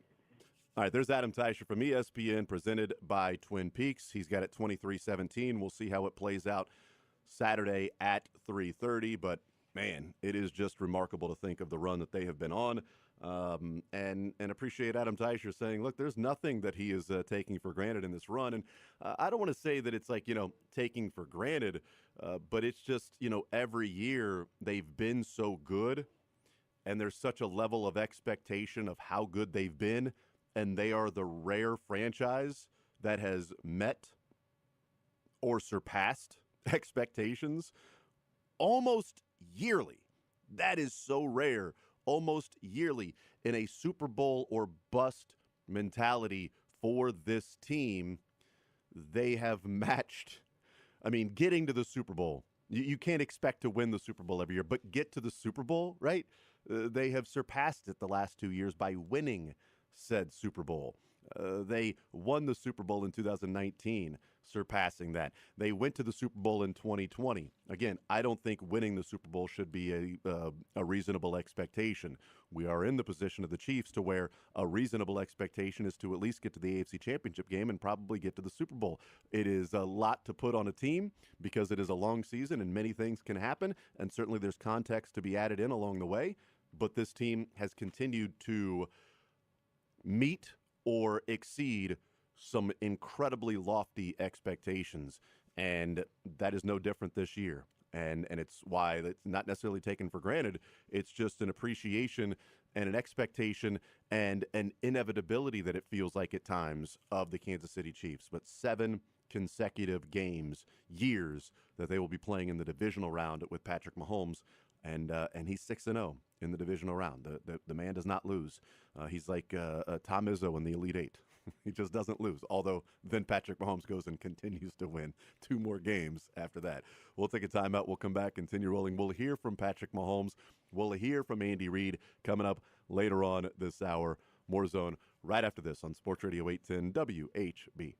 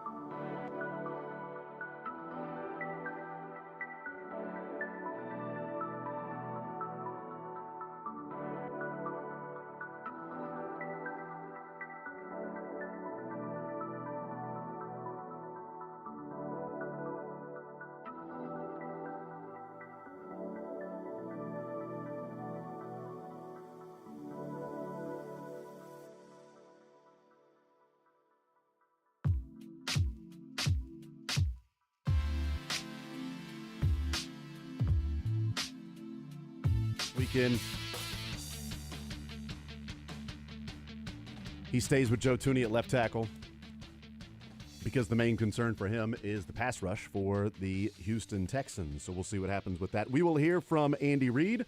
We'll hear from Patrick Mahomes. And now we know that we will hear from Trent McDuffie and Xavier Worthy. I would have predicted, and been wrong, obviously, that, and maybe tomorrow, with that being a Thursday for the Chiefs and hearing from coordinators and other Chris Jones and other players, and then Friday will be an Andy Reid fast. Thursday will be a Andy Reid at 1 o'clock, and then a couple of players. We'll see who's up there. But I would have guessed we would have seen, and maybe we'll over the next couple of days, Hopkins, Amenahue, and Reed, and Justin Reed. You know what they have in common? They played for Houston. In the 2019 divisional round game. DeAndre Hopkins, Justin Reed, and Charles Amenahue were the three players on the field. Amenahue was there. I always thought he got drafted by the Niners. Three players on the field for the Houston Texans yeah, in that crazy comeback. I don't remember Charles really playing for Houston. He wasn't one that was like, hey, you got to deal with Charles Amenahue in this particular game he against played the there. Texans. He didn't play much for Houston. No. But they're 2.5 years traded to the 49ers. 49ers, and yeah. Yeah, so those three guys will be on the field, and they were on the field in 2020. So 5 years later, divisional round game, they're on the other side against the Houston Texans in Kansas City with the Chiefs as the heavy favorite and the number 1 seed in the NFL. So we'll see. But we'll hear from Trent McDuffie and Xavier Worthy. Trent McDuffie, who's 2 for 2 in Super Bowls, and Xavier Worthy trying to go 1 for 1 in Super Bowls. That is pretty crazy of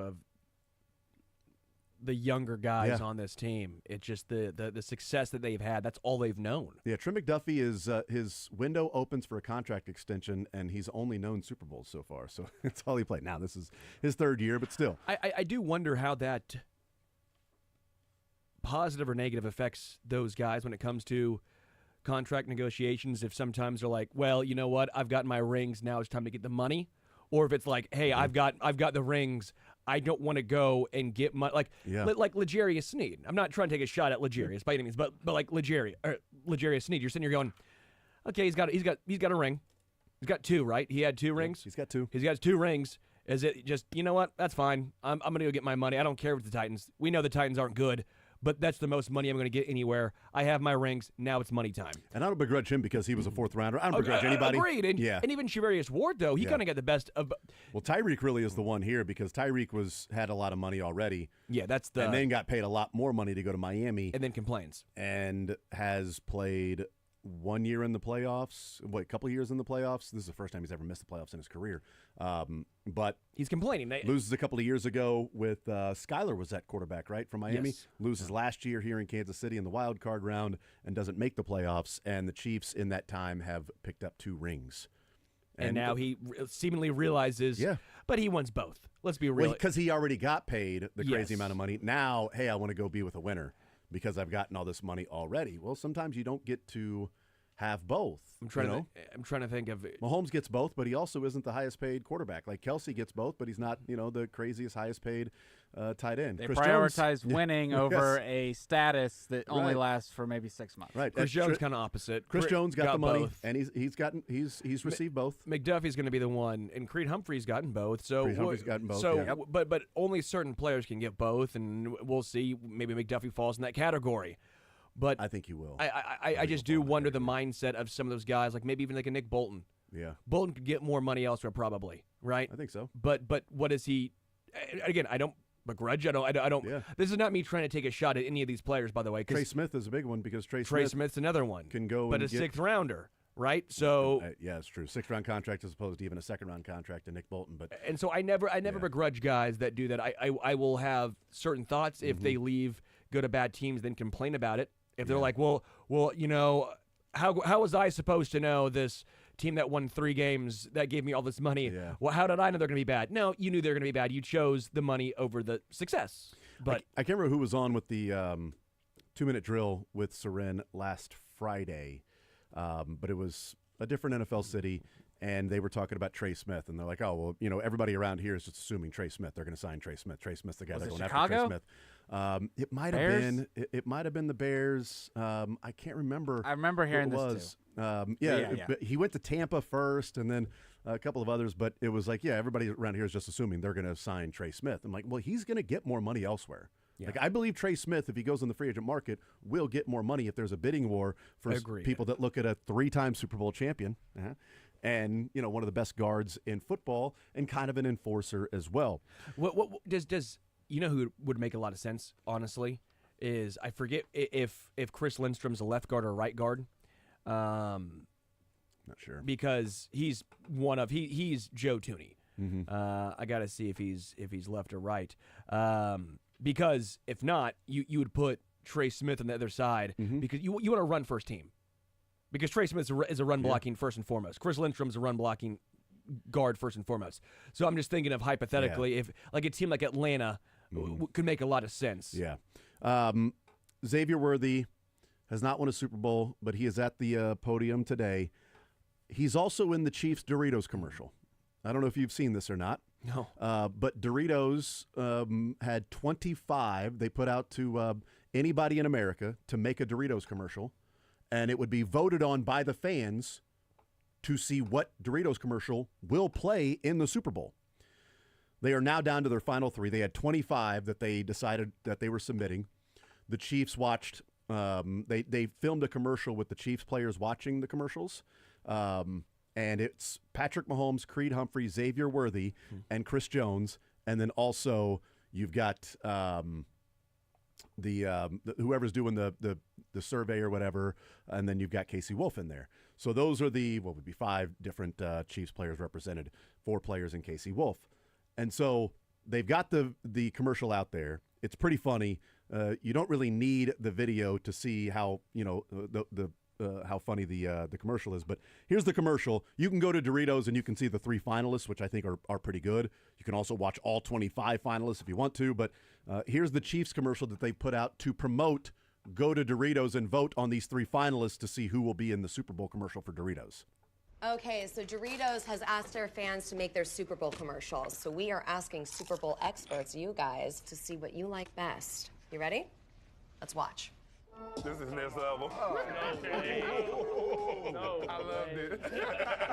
That's true love. Okay, what do we think about the commercials? Personally, I like the one with the chip. Insightful. I think they all had chips. Did you find any of these ads cheesy? Very cheesy. Very cheesy. Very cheesy. You've been in a lot of commercials. What do you think about these? I mean, I felt like the acting was great, honestly. And as an actor, like you said, I feel like I'm a really good evaluator of talent. I like that it was cinematic, but it was real. Cinematic. You're right. Okay, what else? I kind of wish Patrick was in one. Me too. It's kind of weird to see a commercial without Patrick in it, right? Definitely. How about you, sir? You've been quiet. Casey Wolf. Left speechless. Speechless. It was pretty good. Yeah. Creed Humphrey. I like the one with the chip in there. They did Xavier Worthy, no speaking parts. No speaking part for Xavier Worthy. I also thought it was funny, like, out of all the players on the Chiefs, when she says, we decided to go to Super Bowl experts. And Xavier Worthy sitting at the table with them. That's great. Yeah. Hopefully he is a Super Bowl expert very soon. He'll be at the podium today. If he is, you know what that means? Scripted. Scripted, that's right. Yeah. He'll be playing in a Super Bowl while they are in a Super Bowl commercial. Although I don't think that Super Bowl commercial's airing, since they're airing it to promote what will actually be the Super Bowl commercial for Doritos, which is only a 30-second spot anyway. That's a minute-long spot. I thought it was pretty good. Chris Jones making fun of the fact that every commercial has Patrick Mahomes in it. It's weird not seeing a commercial with Patrick in it. We'll take a timeout. We'll come back. We'll hear from Andy Reid, Patrick, Trent McDuffie, and Xavier Worthy.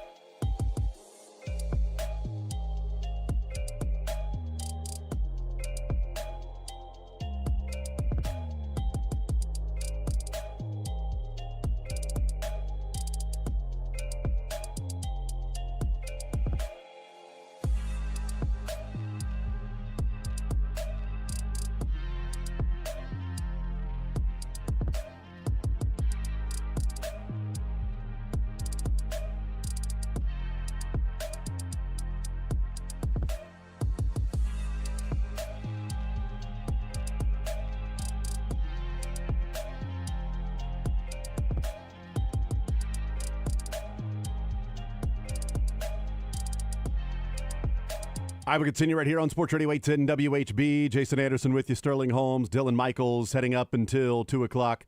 We've got you for a couple of more hours and this press conference coming up with Andy Reid and Patrick Mahomes and Trent McDuffie and Xavier Worthy coming up here when we head out to Arrowhead as they preview the Houston Texans in this matchup coming up on Saturday, 3:30. That is on ABC. We will also talk with Braden Gall coming up about 12:30 or so, get his thoughts on the national championship game coming up in 6 days on Monday night. So, and then Todd Lebo, will talk with him as well coming up later on in the show. Get some fact or fiction with Todd Lebo, but it'll be Andy Reid, it'll be Patrick Mahomes. We'll also hear from Trent McDuffie, and we'll hear from Xavier Worthy getting ready for his first playoff game. Xavier Worthy getting ready to find out it gets real now. You know, all of the learning and growing and getting used to the offense and busting through whatever rookie wall that may be there or not. It's now go time. It now gets real. And this is what all off season, what you work for, all throughout the season, what you work for. And they have a chance to win a Super Bowl and to be a part of a three-peat. And also he's a guy that they have been incorporating a whole lot more as the season has gone on. I mean, that game against Houston, they were getting the ball in his hands a lot. Quick throws, out routes, handing it off to him. They were finding ways to put the ball in Xavier Worthy's hands, even with Hollywood Brown out there playing in his first game. Now, they got the ball into Hollywood Brown's hands a couple of times, and if we think back, there were a couple of missed opportunities and touchdowns. The Justin Watson drop, that was the deep throw from Mahomes. And then also Hollywood Brown broke free down the sideline when the defender stopped on the out route, and then Mahomes went to his right scrambling, and Hollywood runs up the field, and it's a touchdown, and Mahomes throws it, and it bounces off Hollywood's outstretched right arm. It looked like, okay, you missed him, you threw it too far, but if you watch it again from the All-22, you sort of see Hollywood, as he turns the corner, sort of slow down a little bit and look back, and Mahomes is clearly not expecting Hollywood to slow down and is throwing it where he thinks Hollywood's going to be when he's running. And there's just a slight miscommunication. That's a touchdown to Hollywood Brown. They do that again. I don't think that's going to be a miscommunication. I think Hollywood Brown gets to the sideline, turns it up, and continues to run, and Mahomes hits him in stride, and that's 7 on that particular drive. So they had opportunities in that game, but they were incorporating Xavier Worthy a lot. And also, from Trent McDuffie's perspective, Joshua Williams was on Nico Collins a lot in that game. Trent McDuffie was on a lot of other players, not even necessarily Tank Dell. I mean, he was on Dalton Schultz. He was on Hutchinson. He was on Robert Woods. Like, we saw McDuffie on a number of other players besides Nico. Joshua Williams lined up on Nico Collins a lot. And Chris Roland Wallace was in the slot on Tank Dell. And Najee Johnson was guarding Tank Dell at times, and Nico. It really wasn't Trent McDuffie. And we've heard Spags talk about size matchups could dictate whether or not McDuffie travels with the receiver. Well, Nico Collins is a big dude, and Joshua Williams is tall, lanky, longer arms. It makes sense size-wise that he would match up with Nico Collins. But in this game, it's not about what Tank Dell can do, it's about if you can limit Nico Collins, and maybe the strategy is you put Joshua Williams on him and a safety over the top and limit Nico Collins. Here's Andy Reid. As far as the injuries go, everybody will practice today. So look forward to the challenge of playing the Texans. Good football team, really good football team. D'Amico's done a heck of a job there, as his coordinators have, and they've got a ton of speed on that football team, and they're well coached, execute well.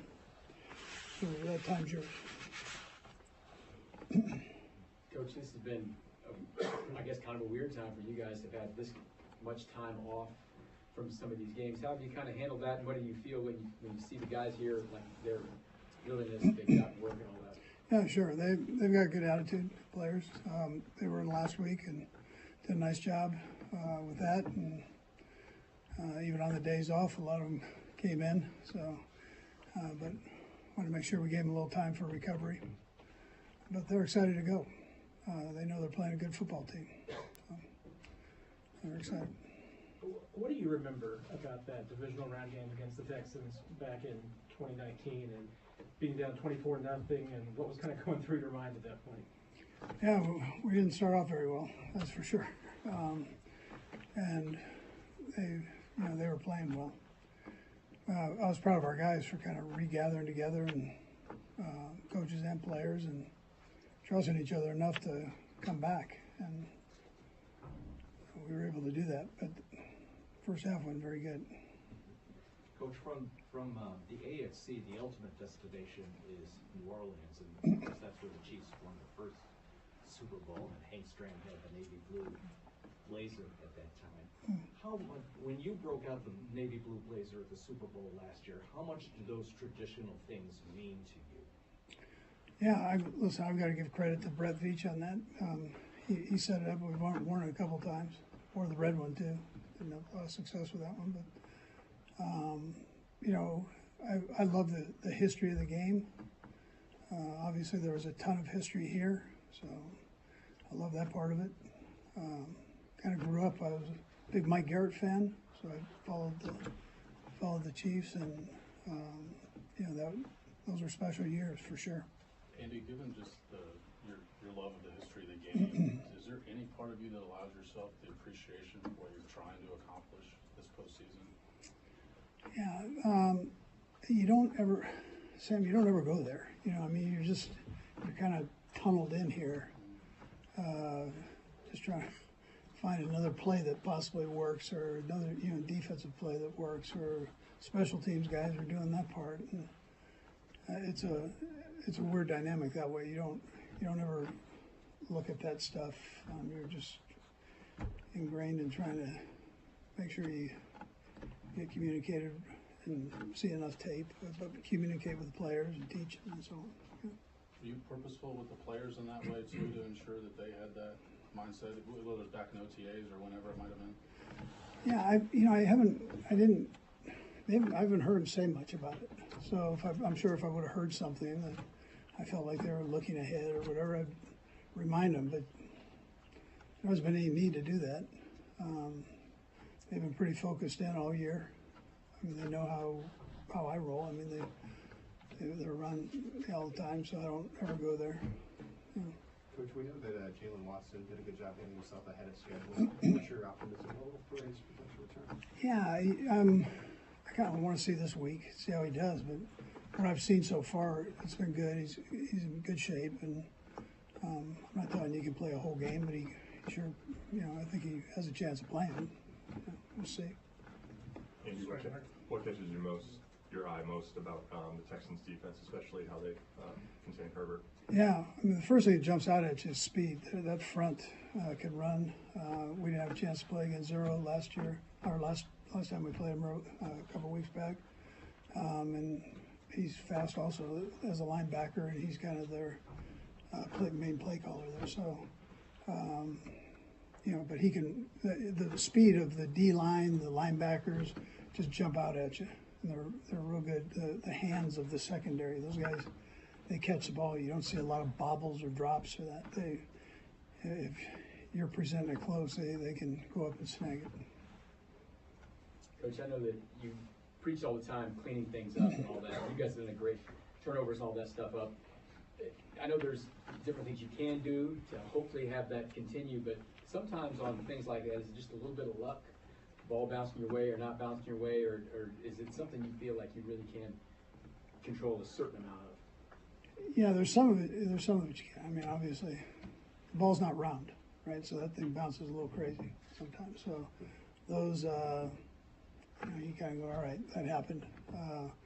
But some of these things you can focus on, keep the ball high and tight, not letting it get off your body. The throws, the routes that you call for the throws.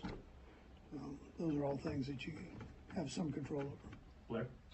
Andy, what's the thought on left tackle and DJ or Joe?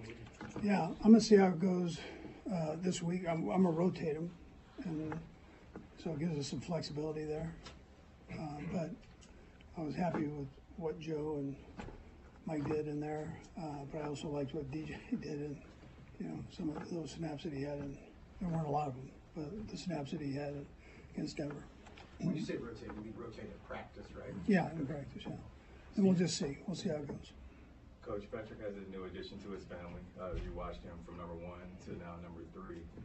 As a father yourself, do you feel like it's gotten easier for him to be able to manage it all?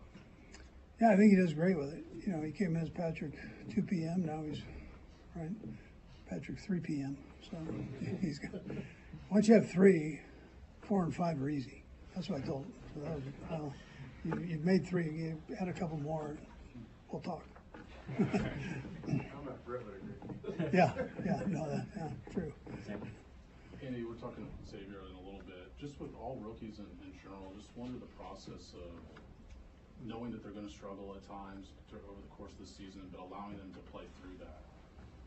So what was the first part? We're talking to Xavier in a little Yeah. bit. Just wondered what Yeah. the process. Obviously, he had a stretch during the season where I'm sure it wasn't as good as what he wanted to be, but just allowing him to play through that. Yeah. So you could see the talent. He's a smart kid. You can see the talent. You know, it was a matter of time. He saw that with Rashid the year before. We've seen it with a bunch of receivers over time. So as long as they're willing to work, smart, and have the skill he has, obviously, you just hang with it and they'll work through it. They've got to see it. Get kind of those main defenses down and the reads and the routes and all that. So he's done a nice job of all that. Okay, thank you, Coach. All right, there's Andy Reid. You're listening to Sports Radio 810 at WHB, Kansas City. And Jalen Watson, I want to see what he can do this week. Probably can't play a whole game, but he has a chance of playing. He talked about it. You know, he's in good shape, and I think when he was saying you probably can't play a whole game is in like you're not going to play 100% of the snaps as a cornerback in the shape that he's in right now, not having played in a while. Sure. But the fact that Andy Reid thinks he has a chance to play on Saturday, which means he has an even greater chance of playing next Sunday if they win on Saturday. Is that him saying that 80% of Jalen Watson is better than 100% of like Nazi or Keith Taylor or CRW? You know, yeah, but Christian Watts is a slot, so I get that he's a little different in that regard. Right. But yes, but just figuring out your best players that are out there, and it's crazy. If the Chiefs end up going up against the Bills, if they go up against there's Zay Flowers. John Harbaugh is non-committal on Zay Flowers for this week, so I would guess that Zay Flowers isn't going to play this week. And if the Chiefs and Ravens both win and Zay Flowers does not play next week, and Jalen Watson comes back, then you feel really good about that matchup if you've got Jalen Watson in the defensive backfield with McDuffie and no Zay Flowers for the Baltimore Ravens. That's, 12 days away if it even comes to fruition like that. But that was interesting with Jalen Watson. Left tackle, see how it goes. They're going to rotate those guys in this week at practice. So they'll see how all of those things happen. And this team he hasn't heard him say anything about sort of looking ahead, that they've been extremely focused, and each and every week they're focused. And they understand what's expected from Andy Reid to them, as he said. Yeah. They understand how I go about it, so they need to be doing the same thing. Here is the father of 3, Patrick Mahomes. Did you do anything out of the ordinary to stay sharp during this time? Nothing that I would not normally do, I guess would be the best way to say it. I just kind of continue to work as far as working in the building, working at practice like I usually do. Obviously, the reps are a little bit different, but at the same time, you can get mental reps and you can get physical reps on the side. And so continue to work with those guys that weren't playing in that last Denver game and then preparing your body to go out there and execute in the playoffs. I know it was an unusual game you guys had against the Broncos, just the people out there and all that stuff. Is there any fear at all that just kind of the down part of that would hang over, or is that an easy one to flush for the organization? Yeah, obviously it didn't go the way we wanted to. We wanted to win the game and obviously didn't do that. And so we've had some time now that you kind of come back and you get ready to play. This is the playoffs now. This is where you want to be at, and you're going up against a great football team, and it's going to take your best effort to win it. It seems like in the final stretch of the season you were getting rid of the ball quickly.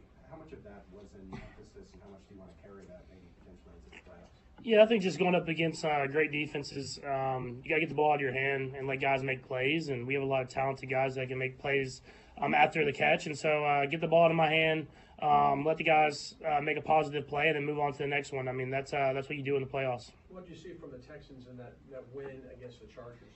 Yeah, I think what everybody's kind of known. I mean, that defense is extremely real. They have a great quarterback and a great coach, and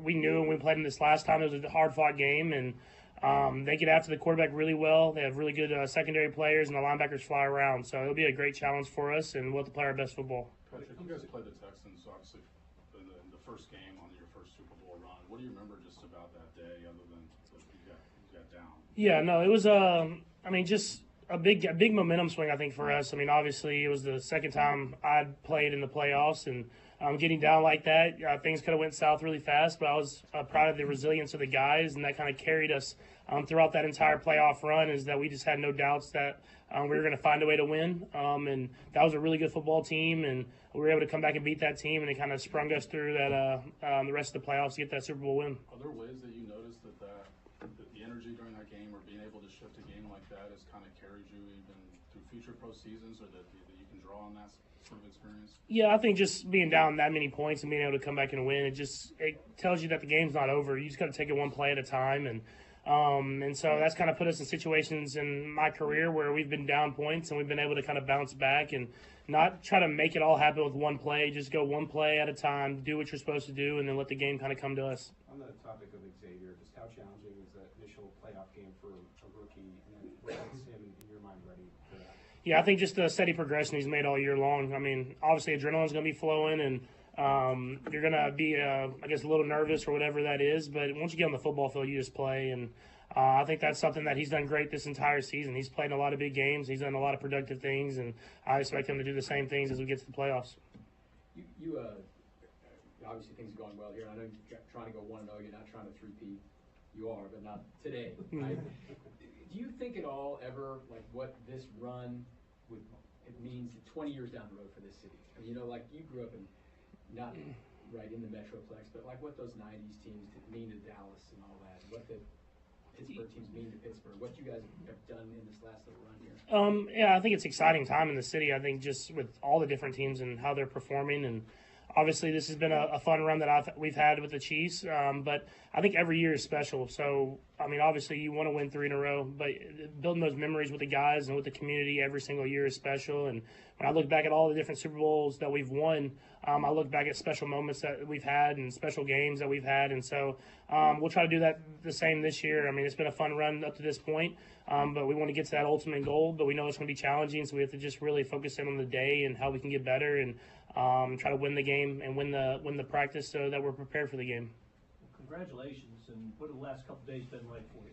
Yeah, I mean, it's been cool. I mean, I'm just supporting. Brittany crushed it, but it's been cool to welcome another baby girl in our family and see how my other kids react to her and having baby Sissy and stuff like that. So it's been a lot of fun, and it was cool that football was on TV when I was in the hospital, so I got to watch a little bit. And so Brittany was kind enough to let us watch football as she was getting ready to give birth to our second daughter. With it being your third time around, you feel like it's become easier for you to manage, football and family life?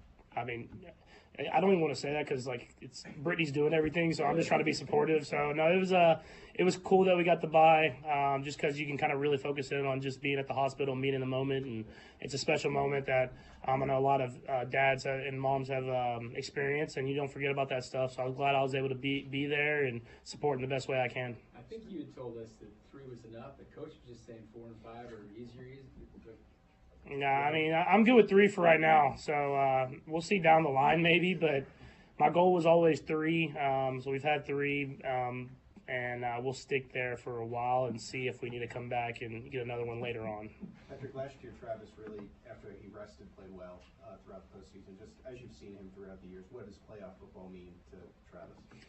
I think it's just the greats, man. They step up in the playoffs, and it's just higher intensity, and the best players and the best leaders step up and make the best plays, and he's done that. And so I expect the same from him going into this playoffs. And I think his mentality that he steps on the football field with at practice and on game day is kind of resonates with the entire team and gets everybody to play their best football, and that's what it takes in order to win championships. Nagy was saying a couple weeks ago now.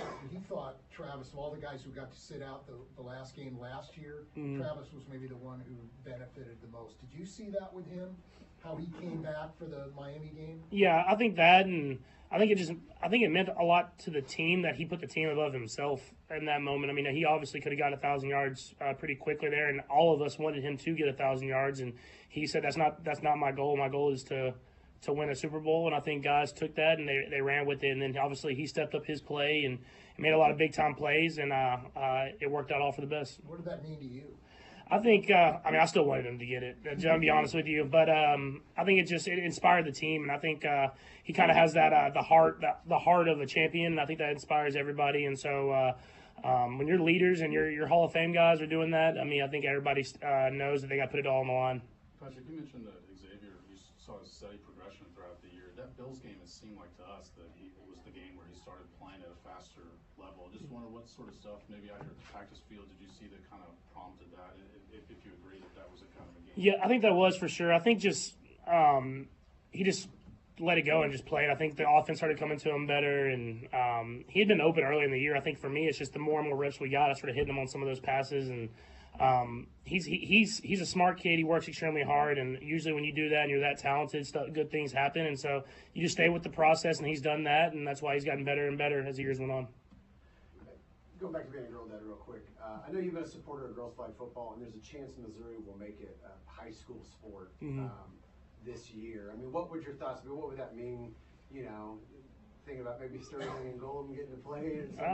I'm all for it. I didn't know that, but that would be awesome. Just to see the flag football and how it's kind of swept the entire nation, to get the girls and the women involved and let them go out there and dominate and have fun. It'll be really cool. And Sterling can throw a football, so I'm sure she'll be very interested if we can get it in Missouri. Okay, thanks, Patrick. All right, there's Patrick Mahomes getting ready for divisional round game number 7 in his career, 6-0. Child number 3, dad number 3, now outnumbered in his house, 3-2, girls to guys. So no longer, the deciding vote now is Golden. So if they're tied 2-2, like our house is 2-2, it's stalemate, So now it's 3-2, girls to guys. So here is Trent McDuffie. You just played them 4 weeks ago. How does that impact things?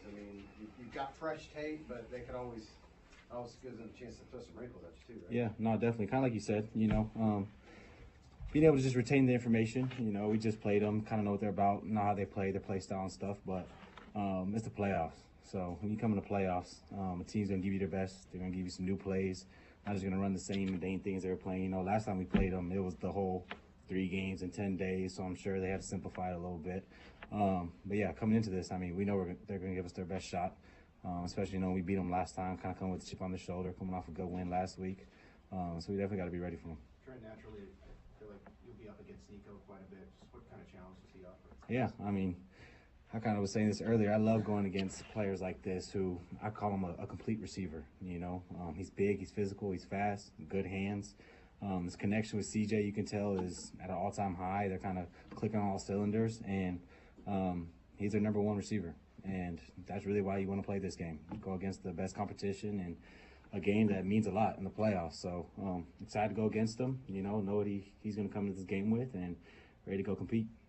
What have you seen from Jalen as he kind of works his way back? And what would it mean if he could get back out there with you guys this week? Yeah, it's huge. Jalen's one of those guys in this DB room that has a lot of energy. When you see him on the practice field, he's dancing, he's smiling. So great to get guys coming back from injury, whether it's been 2 weeks or 2 months. I think he's doing really well.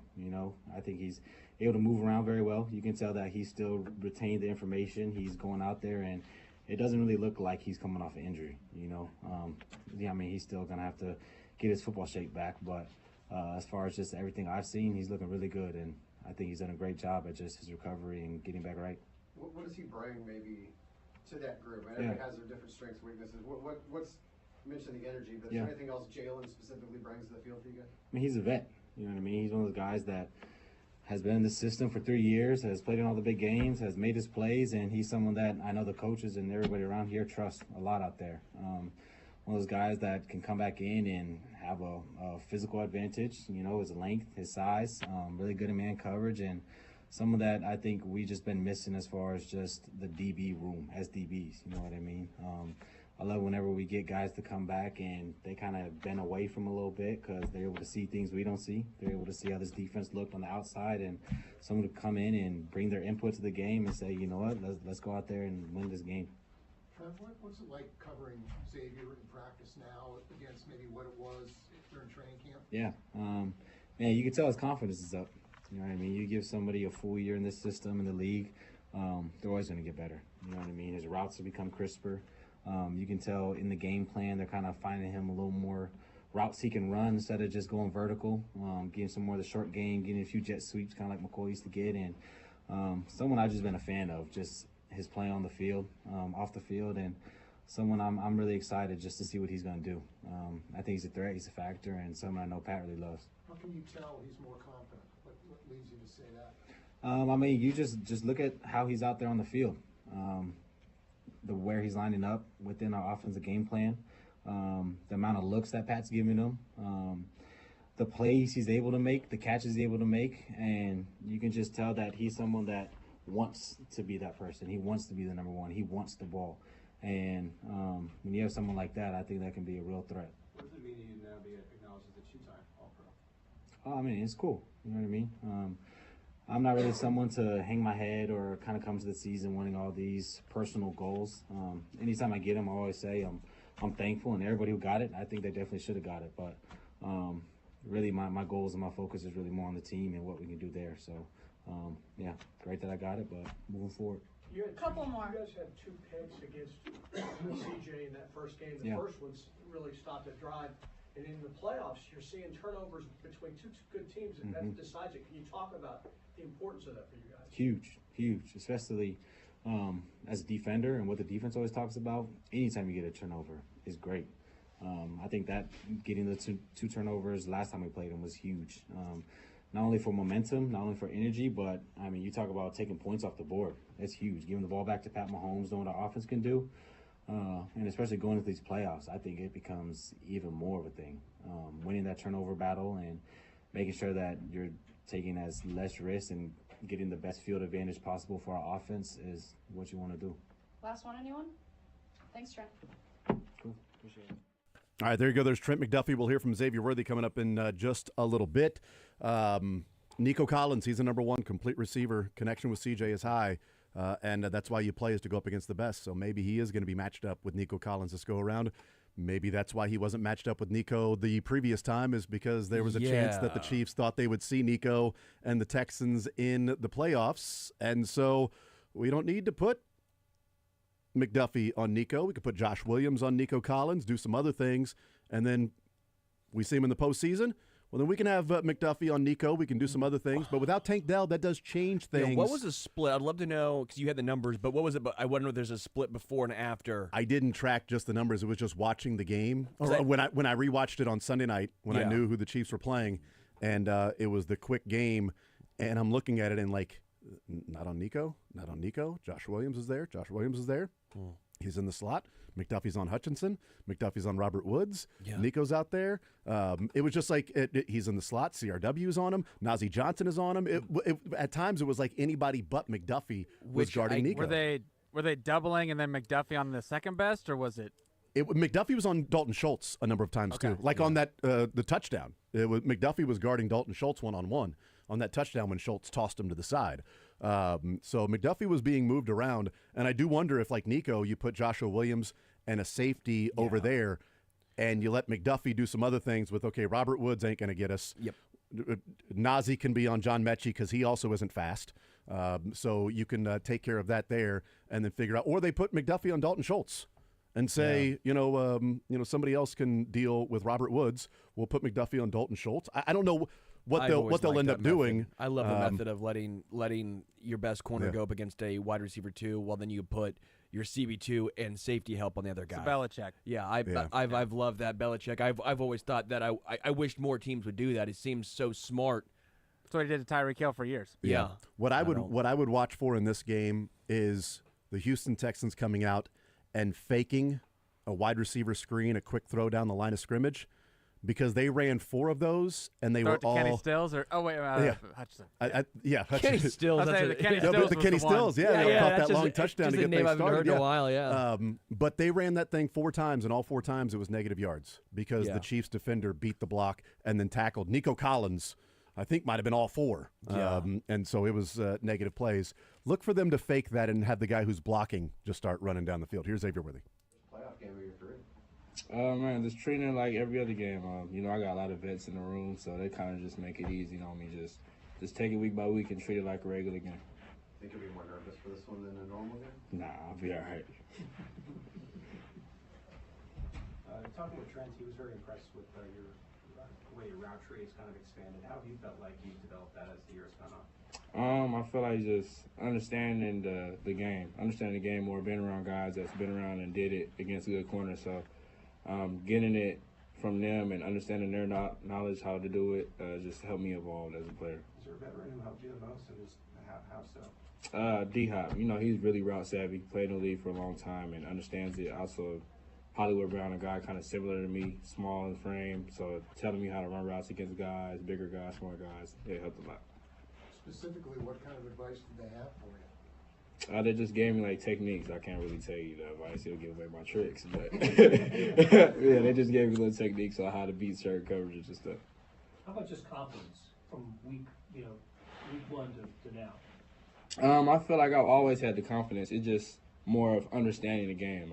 Football now in the NFL is kind of different from college, so understanding the game from college to now is a little different. So I feel like I'm kind of catching on a little more. Anything else? You played in the playoffs last year in college, the one game with Texas. Does this feel like that at all? How does this feel compared to that? I feel like this is a little more bigger than the college game in college, but yeah, I feel like it's just a little more bigger. Patrick has noted that he felt like the Buffalo game was where you kind of broke through. Did you feel that way? And how did you maybe see that in that game and then grow thereafter? Yeah, I feel like just my understanding that week and the way I prepared just kind of gave glimpses and showed I understand the game and looking at little stuff, watching on film. I feel like my preparation that week was different. So I just took that week and just applied it every week and got better every week. You mentioned Hollywood. His first game back, I think, was the Texans game a month ago. What have you seen from him now that he's got a couple games, but now you've had a couple weeks off? What have you seen from him in terms of his preparation? Is he getting a little sharper? Right. He's been out, so just him getting back right and also playing that game and playing the Pittsburgh game, just getting reps under his belt. Obviously, the game of football is about getting reps and understanding having the field. So I feel like he's been doing that, getting reps in practice and running full speed. Anything else? Thanks, Xavier. All right, there's Xavier Worthy, and he will be playing in his first ever professional playoff game. A little bit different than the college game, as he said. Just want to point out for the Buffalo game, and since then, the first 9 games of the season for Xavier Worthy had 43 targets and 20 receptions, so that is a catch rate of 46%. Since the Buffalo game, 55 targets, 39 catches, that is 71%. So it's not just like, oh, he's getting more used to the offense. Well, when the ball's thrown his way, he and Patrick are on the same page, and they're completing the passes. Maybe some of them might be easier passes to get the ball to him, but some of the routes that he's running too, that's sort of that difference is, they have been getting him the ball. Like those first 9 games, he would have averaged 38 receptions over the course of a season if you take that out through 17 games. What he's done lately since the Buffalo game is 95 receptions over the course of the year.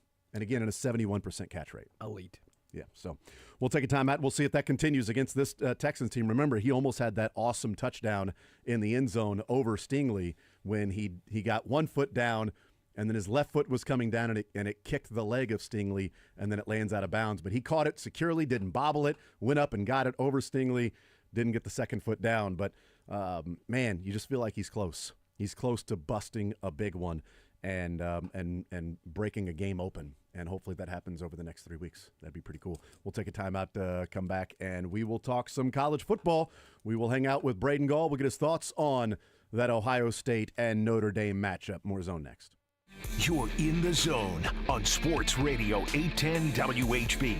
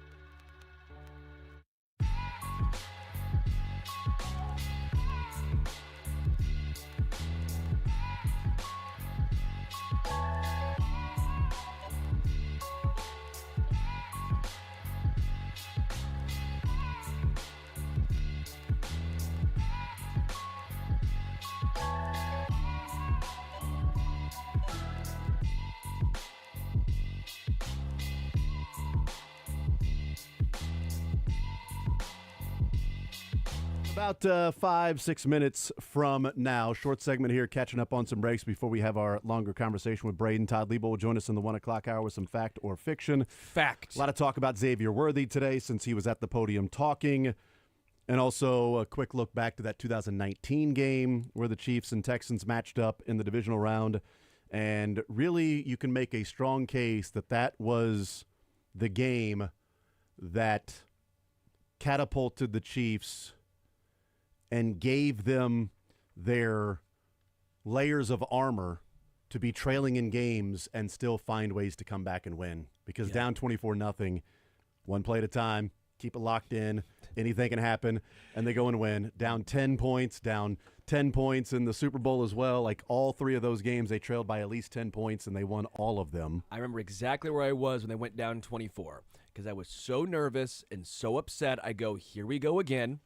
My old house, I had a little shower in the basement. Never really used it because why would I shower in the basement? But it was where my TV was. I had the whole man cave. TV was in the shower? Yeah, he's in the shower. Good. But a whole man cave set up. But you could watch the game from the shower. There's a way to do it. And so I was so nervous. I'm like, I got to shower. I got to do something. I can't do this. I'm sweating. Down I'm nervous. 24-0? Down 24-0. I hop in the shower. All of a sudden the Chiefs start doing good. And so I'm just sitting there going, I can't leave the shower. You watched the game in the shower? No, I eventually got out. I was turning into a prune. Once they got up 28-24, you're like, I feel good. I feel like I can come out of the shower now. I had to wash the grossness of that 24-point beat down off me. But it's funny how far we've come from where you almost think of superstitions, and now the Chiefs get down 14-21, doesn't matter. You're sitting there going, oh, yeah, they'll come back. They'll be fine. Yeah. Not even worried. Yeah. That game, I mean, they continue to go back to that game and talk about it, about, being able to overcome those things. And a number of times losing in games along the way, whether that be the regular season or the postseason, that they have just simply said, it's one play at a time. It's a long game. So many things can happen. We have to focus on that one play. Where so many other teams, I think you see the forest and you don't think about the trees. Whereas the Chiefs are thinking about the trees one at a time, and then ultimately you see the bigger picture in the game. I think there are times when Justin Herbert's trying to throw, a 21-point pass. And at times Peyton Manning tried to do that at times. Like Peyton Manning would be on the sideline seeing another team go and score, and he would come out and want to get 7 on the first play. Like that was one of the things that would bother Peyton. And it's like, if you can keep time of possession, I'm not a fan of time of possession, but with Peyton Manning, if you could keep the ball out of his hands, he would get so antsy in the few times that he had the ball that he would force it and want to score like every play. All right, we got to score 7 here because we're minimal time to control. We can't control the ball for 10 or 11 plays because we need to get the ball back. And then he throws an interception. And then it starts to snowball a little bit. And that was one of the things that you could get to Peyton Manning with. That's not the case with Patrick. Like, it's not the case with this Chiefs team because they are still viewing the bigger picture of, hey, next play. Next play. And if we continue to stack next play after next play, when the game's over, we'll have more points than the opposition. By the way, that was also the turning point for both franchises because that was the last. I mean, it was. Yeah. I also forgot this little tidbit. I forgot Romeo Crennel took over in 2020, the following season, for Bill O'Brien. Anyone else remember that? Romeo Crennel took over as the head coach for Bill O'Brien in that 2020 year. We'll take a timeout. We will come back and talk with Braden Gall. We'll talk some college football, Ohio State and Notre Dame Monday night. More Zone next.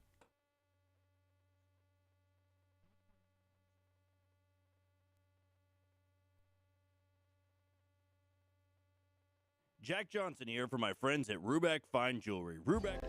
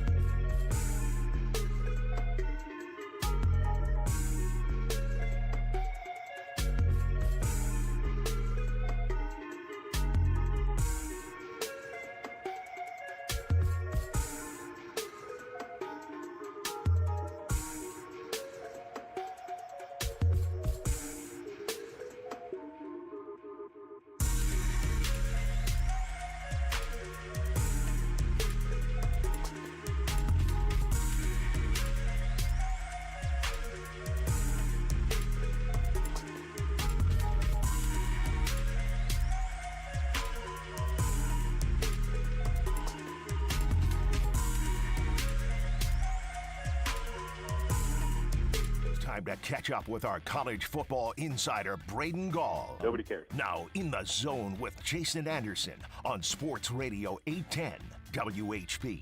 Everyone has their own taste, and mine is just better.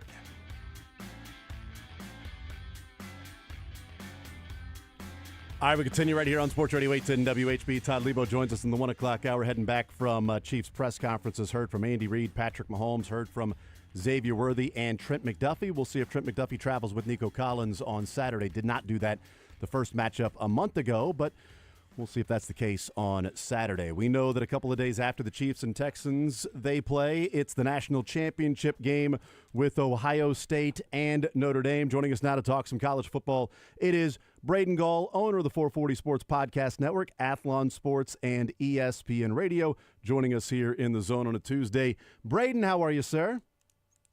Doing well. How are you? I am doing just fine. Had some fun football last week, Thursday, Friday, Saturday, Sunday, into Monday night.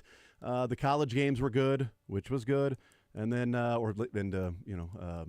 couple of weeks ago, I should say, but then had these fun games and watching the Bucks and Commanders finally wrap up the weekend's worth of games. So we started and finished with some good games between there. For all the frustration, though, Braden, with the blowouts earlier, we got those really two fun games in the semis. What did you see from those matchups that now lead us into this Notre Dame and Ohio State game?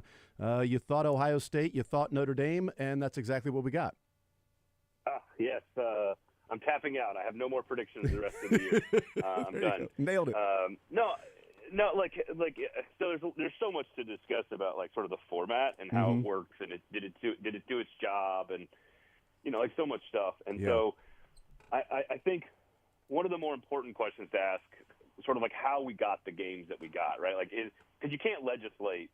It's just impossible. You cannot legislate competitive balance into any structure, format, divisional alignment, whatever. You can't do it. And so what's interesting is a couple different things happen when you make teams play sort of over the course of a couple of weeks. Number one, you have casual fans invested in storylines, players, characters, teams, backgrounds, etc. So that's a positive thing. People are more invested in teams that they don't even care about, normally, right? They're more invested in the storylines. The way people have always been invested in NFL storylines. Jaden Daniels, you just mentioned. I'm a Packers fan who's a Packers shareholder, and I cannot wait for the Commanders and Lions game. I just think it's going to be an awesome football game. I don't know how it's going to happen. I don't know what's going to play out. I think the Lions are super likable. I think Jaden Daniels is super likable. He's great in final minutes. That team has been great in final minutes all year. So, it creates a storyline for me as somebody who's not invested in either team. In fact, as a Packers fan, I should hate the Lions and their story, but I think it's great. And that happens in the college game now for the first time ever. We've never had that. That's number one. Number two, I think part of the NFL success later in the championship weekend and the Super Bowl has been you have to be playing so well to sort of get to that point. And I remember I've done this research because I'm kind of comparing Marcus Freeman to Brian Kelly, because Brian Kelly leaves Notre Dame to go to LSU because, I need the resources to compete for a national championship. Marcus Freeman says, hold my beer. And so what I think is interesting about all of that is, Notre Dame took their last game in 2012 when Brian Kelly took them to the BCS national title game was November 24th. The championship game was January 8th. Wow. That's absurd. Yeah. That's an absurd thing. And so I think what happens is you have Notre Dame playing its best, Penn State playing its best despite being flawed teams. Texas, I thought, played its best game in this situation. Ohio State's obviously playing its best. So I think it takes your best to get to this point, unlike it did in the past. And so I think that is hopefully leading to you're culling the field a little bit in the opening rounds. You're giving the little guy an opportunity. It's a participation trophy to some degree, even though it takes a great season to get there. You still got to be almost perfect to get there. But what it does is that it sort of forces the good on good in these situations. And I say all of that knowing full well that I would probably lay the points on it with Ohio State Ohio State on Monday night, because I just think Ohio State is just too good. They're just too talented. They're too good. Notre Dame is a little too one-dimensional for that type of matchup. And so I hope we get a great game. I think Notre Dame is playing its best and will give us a great shot.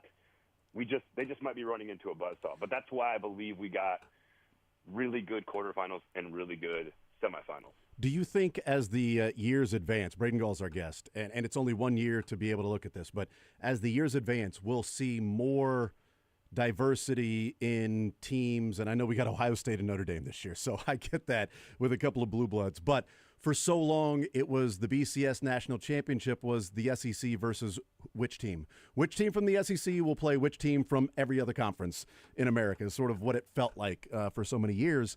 And with Brian Kelly and saying, I want the resources to go and compete for a national championship, the interesting thing about this is, Notre Dame's playing for a national title, but if it was a 4-team playoff, they wouldn't be in. They wouldn't have got that chance to be in with the Northern Illinois loss, and they got a chance to be in, and they went and proved that loss way back in September is not something that should be held against them in January, and they've proven that by going and playing those games. And so, do you think as we see Notre Dame, we see 2, 3, 4, 5, or 3, 4, 5, 6 in the rankings that end up playing in the semis, and we've got Ohio State and Notre Dame there, the teams that wouldn't be, Notre Dame certainly wouldn't be in a BCS Final Four. Do we see these things happen more often to where we see different types of teams, even maybe from different conferences, instead of feeling like, all right, we've got Georgia, Alabama, Clemson, Ohio State, and that's sort of it. And I get it, we're watching Ohio State and Notre Dame, but it's just how they got here compared to like, hey, these are the top two teams. It's Georgia and Oregon are playing for the national title in the BCS.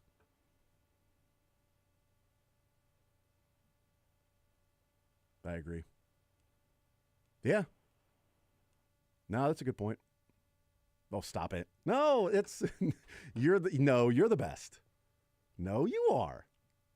No, it's okay. You hang up. No, you hang up. All right. You didn't hang up either. No, I didn't. It's my bad. It's hard. It's going to be hard to make it. Two things. I'll repeat myself since I was talking to myself there for a minute, and you were as well. No, everybody heard you say all those compliments about me, Braden. That was very nice of you. You're very handsome. I knew it. Many leather-bound books. Your office smells of rich mahogany. No, I think it's going to be hard to make it to the championship game. If you're talking about the championship game, I still don't think we're talking about anything other than the blue blood power programs that have all the best players. This tournament expanding was always an illusion of competitive balance. It was about participation. It was about giving SMU a chance. It was about giving Indiana a chance and giving Boise State an opportunity to say, hey, we made the playoff and we got a shot, right? That's what it's always been about. And so I think that's interest. That's one part of this. I think the other part of it is, of course, the Ohio State element of this, which is a newfound phenomenon in the sport that we have to come to grips with as football fans and admit that we're okay with. And I do think it's the trade-off that we are making for expanding, getting more games, allowing more teams to be more interesting for longer, which I think is better for the health of the sport. You combine that with the portal and you have a little bit more roster sort of spread. I think all of that is very, very good and very healthy for the sport. The trade-off is the Ohio State story. The trade-off, the thing you're giving back to the game in exchange for all of that is there's going to be a lot of teams who are extremely talented who made a mistake in the regular season that never previously would have been given an opportunity to win a championship, who now can right the ship even though they really weren't the best team during the regular season because they have so many good players. And I can go back down through the list. I can do it just with Ohio State. Like, Ohio State, the year they lost to Purdue, I think it was 2018 maybe, 2017, I can't remember. They lose to Purdue. They're a one-loss team that doesn't make the tournament. 1998, they were probably the best team in college football. They probably should have played Tennessee in the first BCS title. They lose to Jeff Smoker in Michigan State with 5 turnovers, and Florida State's in that game. 2015 Ohio State probably was one of the best teams in America, didn't make it into the playoff. And what you're going to get, last year's Georgia team, we can keep going. Like, the number of teams that have, 5-star talent everywhere throughout the roster that have that mistake throughout the course of the year that in the previous systems would say, nope, you're done. That was your chance. You're done. In this case, a one possession, 1 second loss to Oregon on the road, number 1 undefeated, totally not a problem. You lose at home to your arch rival as a heavy favorite, that eliminated you in previous years.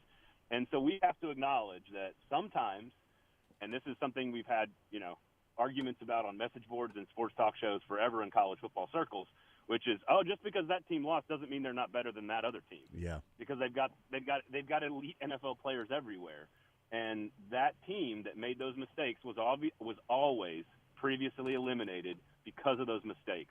And now Georgia last year, in my opinion, would have played Michigan, and I don't feel uncomfortable at all saying I would have picked them to beat Michigan in a championship game. I'm okay with Michigan being the champion. We can't go back and relitigate the format. That's not the point.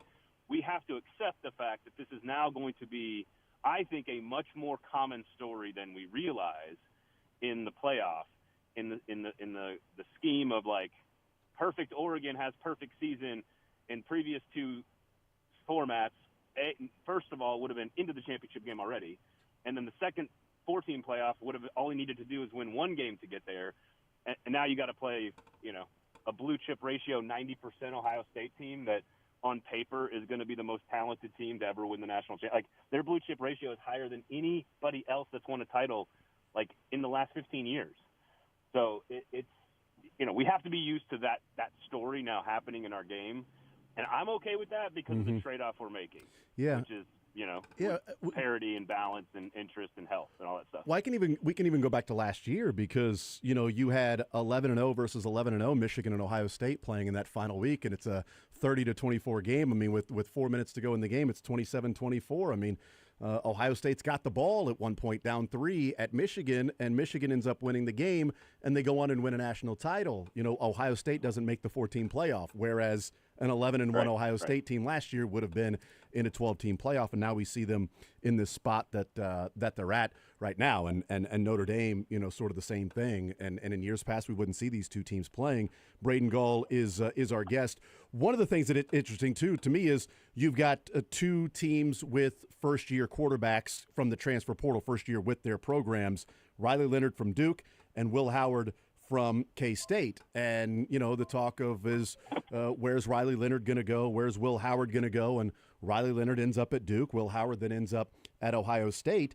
I asked this question knowing that I just said that Ohio State was that one, game away from making the college football playoff. But is the difference with these two teams playing in the national title, is it Sam Hartman to Leonard and McCord to Will Howard? Or is it closer on Notre Dame's side of Hartman to Leonard is the bigger difference as opposed to McCord to Howard for Ohio State? So, meaning are they is the number one reason these two teams have gotten this far because of upgrades at quarterback? Is that sort of what you're getting at? Yeah, Notre Dame in this spot going from Sam Hartman to Leonard running a running offense and able to run the ball as well as he does, and add that dynamic where Hartman really didn't have that to his game.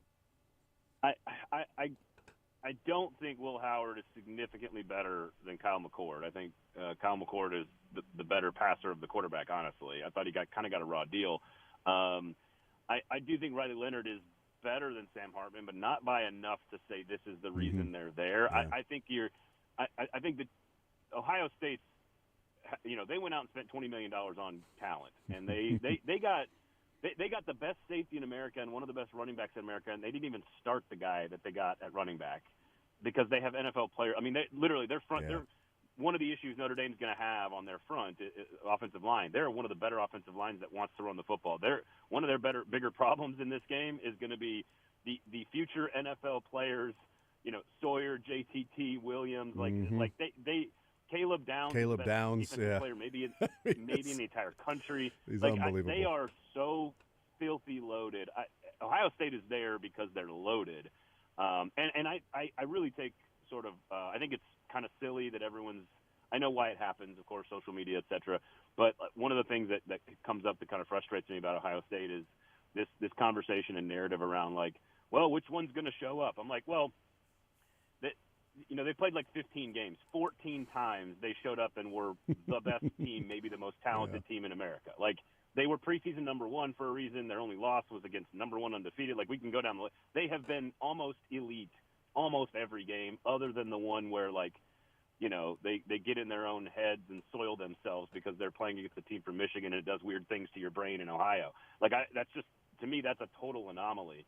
They have been this good for almost most of the year. Maybe not this perfect, but like pretty close. So that's why they're there in my opinion. Yeah. I think Notre Dame is there because of Marcus Freeman. I think the culture shift after Brian Kelly, the physicality they displayed against Georgia, the way they responded to the Northern Illinois loss, the way he's recruited young talent onto that roster. You look at the big pieces, Young coming off the edge, Love in the backfield. Those are his guys that he recruited that are like elite level talents. I think there's a lot more to it than the portal quarterbacks. That being said, if you look at the history of the BCS era and the playoff era, there's not too many quarterbacks who won national championships as transfers. Cam Newton in 2010, and he was sort of he was a transfer because he got arrested, not because he didn't get playing time. Jake Coker won a national championship at Alabama. Joe Burrow in 2019. I don't have all of them in front of me, but off the top of my head, those are the only three I can come up with. And so, you're going to have a different type of roster and quarterback moving forward. I think this is certainly indicative of that.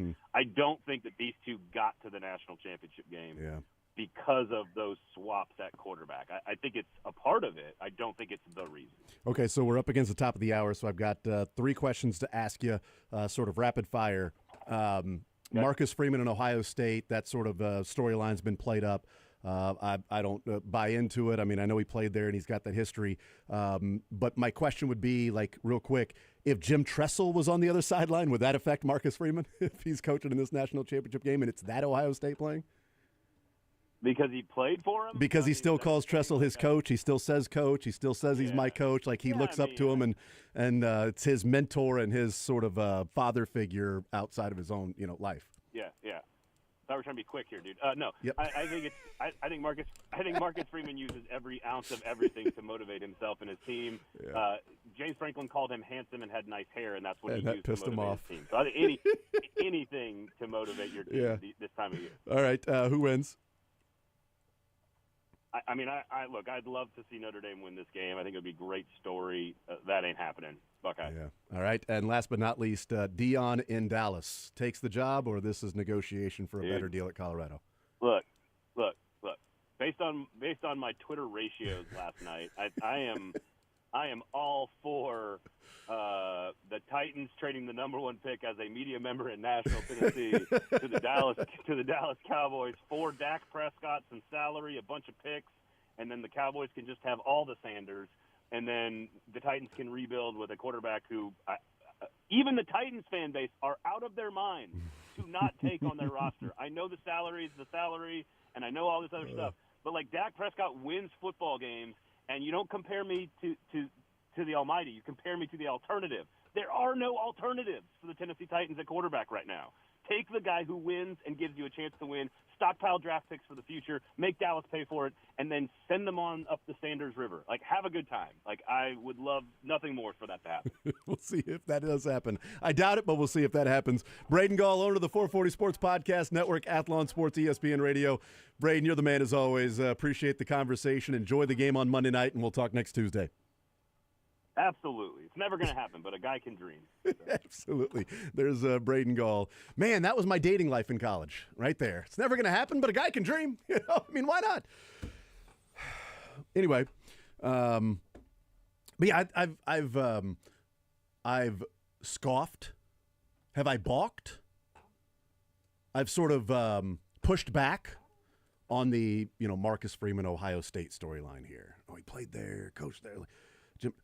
But I would wonder if it would be different to a degree if it was Jim Tressel on the other sideline, and not Ryan Day, not the Lego man beard that's on the other sideline. If it's his mentor, the guy he looked up to, the guy he played for, the guy he still says is my coach, all of that stuff. I think that might be a little bit different, but I don't think. And if I'm Ohio State, Jim Tressel is the honorary coin toss guy with my Marcus, team. Marcus, Absolutely. how you doing? I do love your, James Franklin, I do love your hairline, Marcus. He nailed it. He got it absolutely right on that one. It's a good hairline. I'll give him that. It's a great hairline. But, it's so interesting in that, Braden's point about the college football playoff and what we'll probably see. And I asked, do we get more diversity?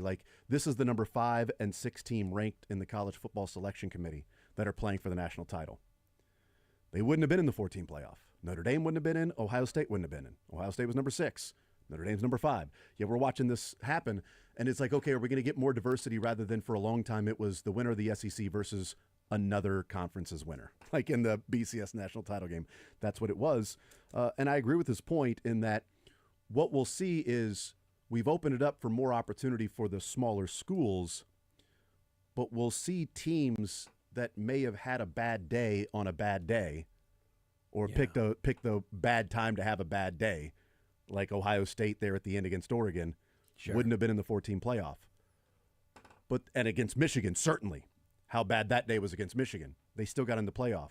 They're the most talented team in America, and they've showed it since they got in the playoff because they haven't had bad days since then, and they've gone out and played. And he's like, it's much more likely we're going to see that more often in the college football playoff. They just had a Daniel Powder. I don't know what that means, but I'll take it. You had a bad day.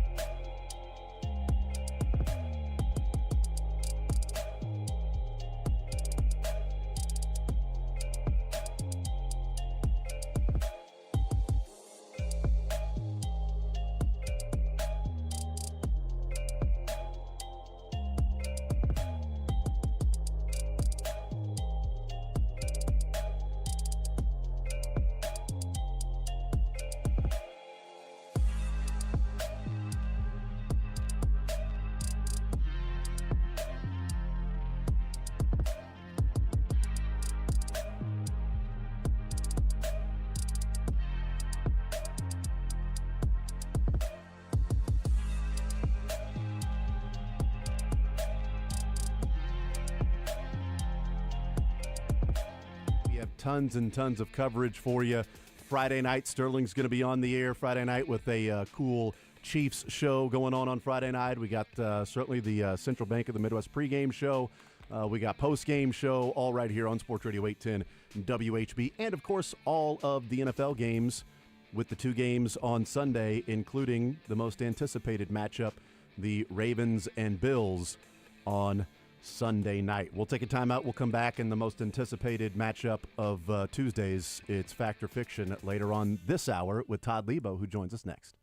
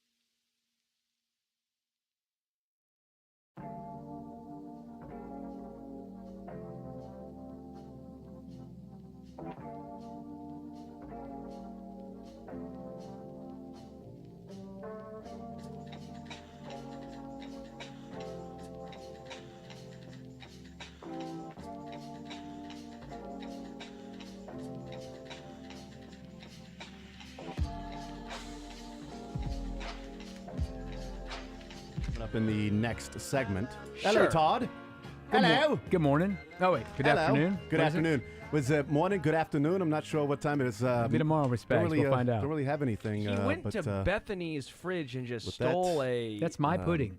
It's I his. save it. I You use put the your fridge. pudding. Yes. So that's a fridge for the video room. Yeah. It was You her birthday can't have present. any pudding unless you eat your meat. Well, he already ate his I meat. could eat that turkey she's got in Have there. you ate your meat yet? Ate? Yes. What do you?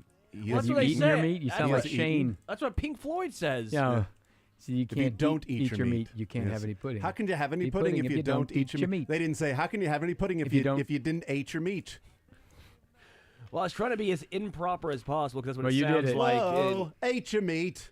How can you have any pudding if you didn't eat your meat? That doesn't sound Sorry, the I was trying to do the Pink Floyd and you I ruined it. ruined it. And so now it's that's just on another me. brick in the wall for Friday. So that's what we have right here I with can't Todd believe they paid me Lebo. money to do this. Hey, Todd, did you know the NFL has rigged it for the Chiefs against the Texans by putting Clay Martin as the official for Yeah, the game? that's what I heard. How many on games? Saturday? I know it's undefeated. I didn't research. 6-0. 6-0. Yeah. What were the games? Since 2020, he's officiated two. Two. Two games. Germany last year and the Raiders game this year where they correctly officiated that call and they got it right with under 2 minutes and it ended up being the illegal shift and not a false start and they officiated correctly, but it was a conspiracy that it was wrong and this officiating crew was only out to help the Chiefs because they were 5-0 when the Chiefs played and they had to go undefeated and 6-0 when the Chiefs played. Clay Martin. So, yeah, 6-0, Todd. That also doesn't include. See you next Sunday. Then it's done. Yes, that also doesn't include. Let's see, Trey Blake, Alex Kemp, Brad Rogers, Alan Eck, Adrian Hill, and also Clay Martin. And if you want to throw in Jerome Boger, you can, even though he's retired. If you throw in Jerome Related to Boger, Chad? yes, spelled exactly the same, only different. Different. Those officials combined are 29-0 when they do Chiefs games. So if we want to really go down the road, Hey, listen, it's just as long as it's not Carl Cheffers. Chiefs are 9-3 when Carl Sheffers. That's 3 losses. 3 losses. 9-3. Even in the hated Carl Sheffers, they're still 9-3. When they win almost every game, Yeah. I guess you're going to have that. That's probably right. They're what, yeah. 89-23 or something Yeah. like that in the Patrick era. So yeah, chances are they're going to be pretty good with any ref. Did you know, Todd, that the official that went and personally apologized to Josh Allen on the sideline during the Bills and Broncos game, and that pass interference wasn't called, and he had to go over there and tap him on the Hey, sorry, helmet buddy. and, Yeah. and my bad. Vinovich is now 6-2 when he officiates Josh Allen games. So, and he went over and personally apologized How's to he Josh in Patrick Allen. Mahomes games? Bill Vinovich is 8-2. So He likes good quarterbacks. He likes Sounds good like quarterbacks. somebody wins and somebody loses each one of these games. Yeah, isn't that, it's crazy. How do they work right? it out? It's crazy. The good quarterbacks win more than they lose? Chiefs need to avoid Brad Allen and Cleet Blakeman. Oh, Cleet. Never liked him. Cleet Blakeman, the Chiefs are 4-5 when he officiates games, and Brad Allen, they're 4-4 when he officiates Those are the games. two. So avoid Watch them for at Cleet all. Blakeman next you get week. Cleet, you're screwed, man. Get old Cletus. If Cletus is doing your game, you are screwed. That's the name of the NFL robot. Cletus? Cletus. That's right, Was, yeah. You are- Spelled different, though. Oh. That was like a cleat. Yeah, that's Yeah. Cleat us. CLEATUS. That is, Yeah. It's absolutely true. But yeah, so that's now a thing. Yeah, of is course it people is. are Fact. talking about that, even though they don't realize that he's literally officiated 2 games since COVID. Yeah. Since the COVID year, he's Big ones, officiated though. 2 games. Yeah, Germany last year. That was the Tyreek Hill. It was an incomplete pass. It was not a fumble. Yeah. Incomplete pass. Just ask Tyreek Hill and his co-host, lawyer guy. And of Where's course, Tyreek right now? Demanding a trade somewhere. Probably. It out needed to be said. Or it had to be said. I forget the name of the podcast. Yeah, but We shouldn't should have been- talked about it. Should have been said, or never got around to it. I wasn't allowed to say this in Yeah. Kansas is it City. still around? Do you think Tyreek's still rocking that podcast? I don't think so. see clips. So I think he only needed to say things for like 4 weeks. he got her done. Yeah, It needed to be said. for like 4 or 5 times. It's the hottest podcast in the game, it says. Oh, is it? It was at Is it on their those- website? those This few is weeks. great. Hosted by the fastest man in the NFL and his best friend and brilliant attorney. Well, Huh. relative term. 4.3 stars out of 5. Big stars. When's the pretty good. last episode? 2023. Yeah, Been a while. So yeah, that Was it? They made it all the way to, was it like January of 23? It needed to be said. They made it to December of 23. December of 23? That's like 2 football seasons. Yeah. Because it was summer of 22 when that whole thing came out. A lot of 1 stars. Love the podcast, but let's improve the audio. Love the podcast, but whoever this host is doesn't understand how trades work. They were trying to diminish your stats so they could trade you. 36 of them, so he How got about that, man? dedicated. 36 things to say that were out there. So, yes, he is not in the playoffs, and the Chiefs are, and Clay Martin is the official this weekend. Here's the thing, Todd. I'm not sure whoever's officiating the game may matter with Chiefs and Texans this weekend. I really like the matchup, and the Chiefs find ways to win. And Patrick Mahomes turns out 6-0 in the divisional round. Turns out he's never lost in the divisional round. He's trailed, though. He has trailed a number of games. You're right. He's trailed with 13 seconds left to go. He's trailed by 24 points in the first quarter. He's trailed by 10 points in the first half. He got neck concussed once in this round, too, didn't he? He's got trailed ankled in some of these games. He got ankled. He got these have been neck interesting games. I mean, they really have been interesting games in the divisional round. And yet they just seem to win. They win them. They just find ways to win these games, whether it be Mahomes or Chad Henne a couple of times against Cleveland and against Jacksonville. Well, they if you think about that, the 13-second game is as improbable as you could imagine. I mean, it really is. Yeah. To have 13 seconds and to be able to get 2 plays in and kick a field goal that wasn't like a 65-yarder. Being down 24-0 and winning by 20, what they 51-31. 51-31. You're down by 24 and you win by 20. I think that's maybe the only time that's ever happened in league history. They have had 2 of the most improbable games ever in this round. It's wild.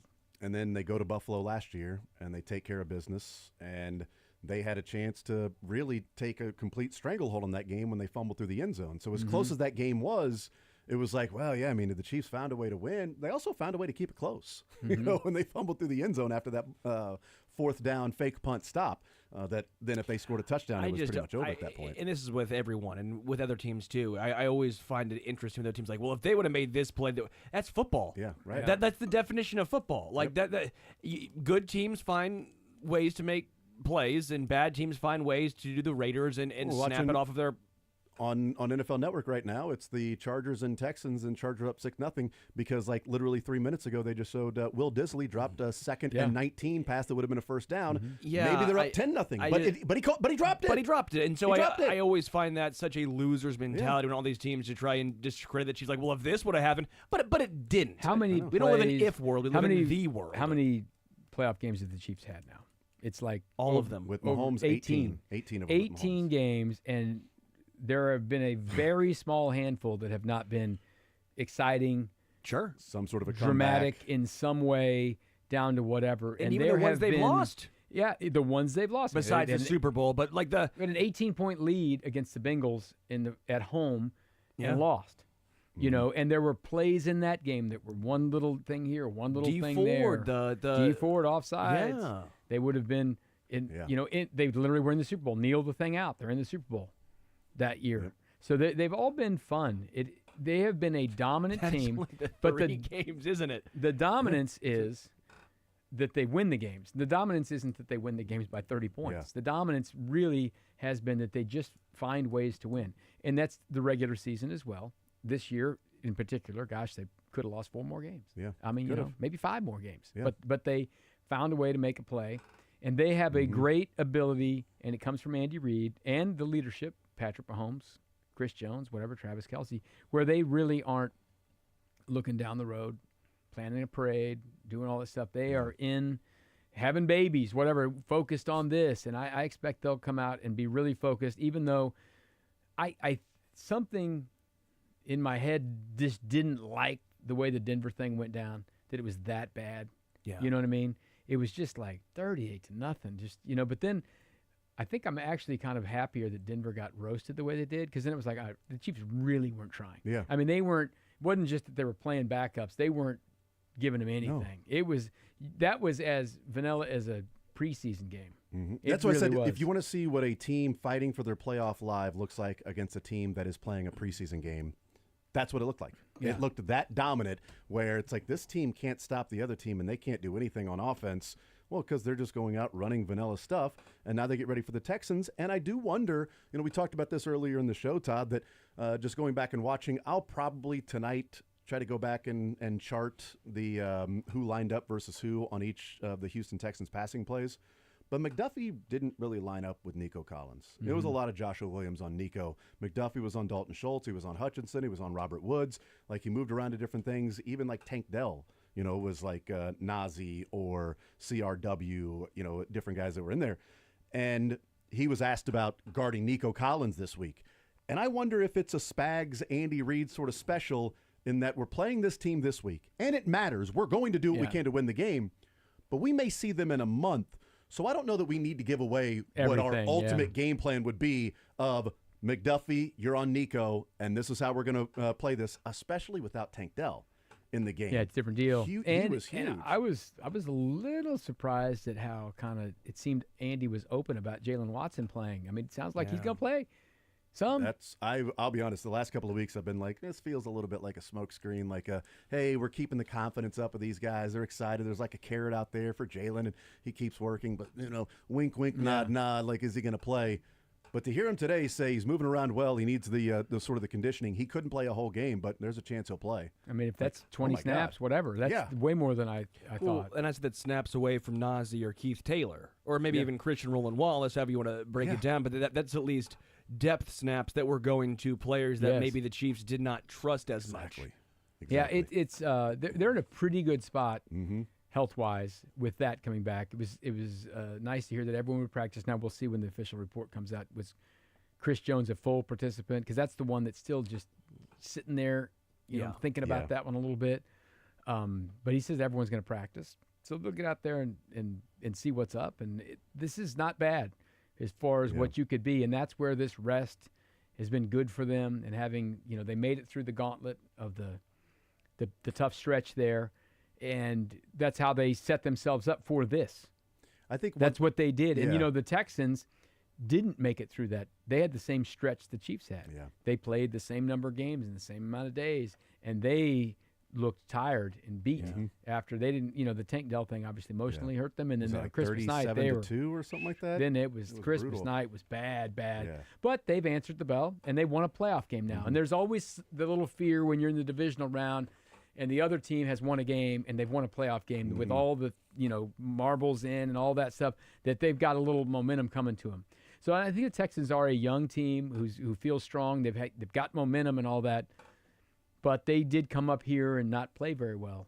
Yeah. And that was against when the Chiefs were pretty hurt then. I mean, that was really kind of they're going to be healthier now. Tooney was that was the second game at left For Tooney, tackle. Hollywood's first game. Jalen Watson wasn't there. Right. They had a few injuries. That was the there. game that Chris Jones got injured in, right? Was the Texans game because he Late, didn't play Christmas. It was late. Late. Right. It was late. He like in was the like fourth second quarter. to last snap or something like that. That's right. He came off, and and Joshua Williams maybe wasn't great that day, but he had a big sack. That was kind of the only sack of his career that clincher. Sort of ended it. Yeah. Yeah, it was a kind of a clincher play. So that's good news there. So I think this team has some good memories. And you heard a lot of questions today about the good memories of 19. Yeah. But this team has some very recent, within a month, memories of beating this team here.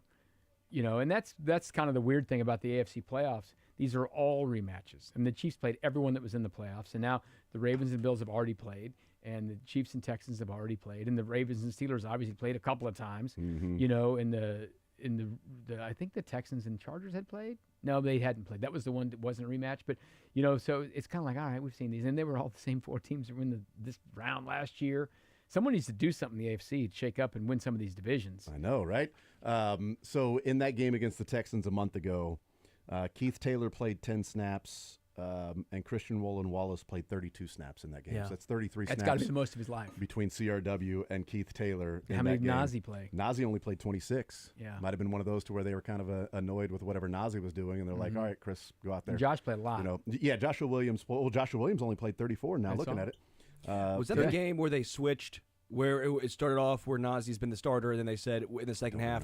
I think he did have a tough first half. I think that was the one that they switched, And they finally, they said, all right, this isn't going to work. I believe. Well, and the one thing that I do think that, if Joshua Williams playing, that is a factor in the game against the Texans. The Chiefs' defensive backs if they get beat or somebody catches the football, how many times do we remember somebody catching the football and then the defensive back missing the tackle and then that guy just running? Just run. And that's what Nico Collins did against the Chargers. I mean, Nico Collins was catching the ball, but it was yards after catch. I mean, he's awesome with yards. He's one of the best in the NFL in yards after the catch. Yeah. But the Chiefs are a secure secondary tackling team, and when you don't have to worry about Tank Dell and it's rally to tackle Nico Collins, takes a big part of their offense away in those yards after catch for Tank Dell and Nico Collins when it's just Nico. Yeah, it's this game probably will be a lot like that game. Now that game was a blowout by Chief standards. During that stretch because won by 8 and then slid down at the 10. Yeah, so the 5 weeks before that, the Browns were the week right before. Before that, everything was down to the wire, down to the wire, down to the wire. But they got a turnover on the first possession of the game, right? That was an interception by Jaden Hicks. They overthrew Nico Collins, who was guarded by Joshua Williams. And then they got another interception later. So that they were +2 in that game, and that was really when they started to the Browns game and that game. That's they're +6 now on the year. Before that Browns game, they were like minus whatever. That's right. Because they have not turned the ball over since Buffalo, and they have gotten almost a turnover every game. They got 6 against the Browns, but they got a couple against the Texans, and they were interceptions. It wasn't just the ball bouncing somewhere or something like that. They had, that Steelers game, there was a fumbled punt thing, right, in that one, and there was a couple other ones, but those were pickoffs. They did something, and they forced the interception. So that will be a key in this game. I think the Texans are a good team. I think the Chiefs are a better team. I think the Chiefs know how to win games. I know they're at home. But I don't think – we used to watch the Chiefs, and they could be -2 and win by 2 touchdowns. This team cannot be -2 and win by 2 touchdowns. They were -2 or -1 at Buffalo and lost by 10 points.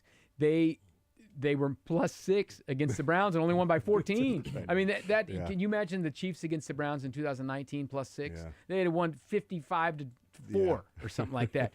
So this team, safeties, huh? Two safeties. It would have been 2 safeties. Yeah. But they don't want. I don't want the Chiefs to be -2 because then you're in a real dogfight against this team. Yeah. Because it was +2 and they still just won the game by 8 points. Yeah.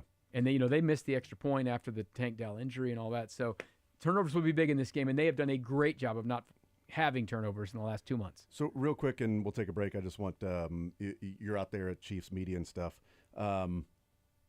Will we get the 3 players that played on the Texans in 2019, at the podium? Or are they specifically avoiding those guys to have us talk about, hey, what do you remember of 2019 DeAndre or Omenihu? I would think Justin Reed will be at a podium at some point this week. They put DeAndre up there every once in a while. Mm-hmm. When's the last time they put Omenihu up there? Gosh, since he came back. I think he came back that first game and was been a minute. Yeah, so I thought maybe we would get some today, and now I'm wondering, there's 2 days left, and I wonder if they're just like, no, we don't need to have these guys up there to talk about their time with Houston in 2019, and that be the main storyline that we discuss. How much has changed in that? They've had 3 coaches since then, haven't they? Seriously. Yeah, because they've had Romeo that next year. What would they ask him, how was it? What do you choking remember, away a 21-point What do you remember lead. in that Great. game? Okay, cool. Now, do you have extra motivation in this game? David Culley coached there for a year, didn't he? Oh, wow, yeah. We were going through the coaches. Did you remember Romeo Crennel? Romeo Crennel coached in 2020. Lovie Smith as well. Gosh. Romeo's Oh, my Crennels. gosh. Yeah. Took up for Bill O'Brien. Yeah. Old Bill. Bob got canned, and Romeo came on down. What a messy franchise, and now they look like they're on pretty steady ground. Yeah. D'Amico looked like the right guy for the job. Yeah. We'll take a timeout. We'll come back. Fact or fiction? D'Amico looks like the right guy. I'm going to say fact for that one. Fact. More zone next.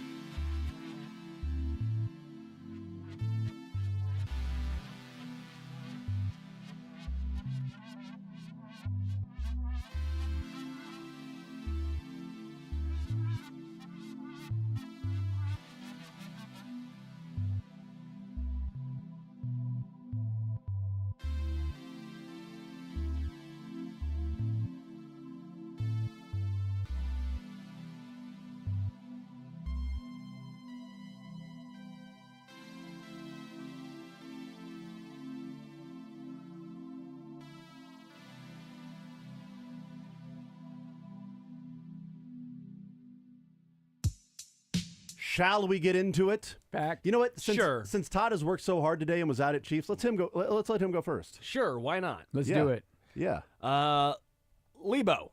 That's him. Sam Darnold saw ghosts last night. Fact. I mean, the last 2 weeks, he's been in a haunted house. Fact. Fact. Yeah, I wanted to get everyone started off with a 1. It's a fact. How much money did he cost himself last night? A lot. A lot of money. He went from He saved a general manager's job. He made there was going to be a GM that was going to give Sam Darnold a lot of money and get fired. There still is. Yeah. I guarantee you, there's one out there. That's Don't still worry. doing it. There's another Sam Darnold question later on. Oh, great. Okay, so don't give it away. The album Escape by Journey is their best album. Dylan? Is that the Don't Stop Believing album? Yeah. I'll go, yeah. Sure. Yeah. Fact. You don't know what Sure. the song Yeah. says. Well, Yes or Fiction. no? You're going to say Frontiers. No, it is Damn Escape. it.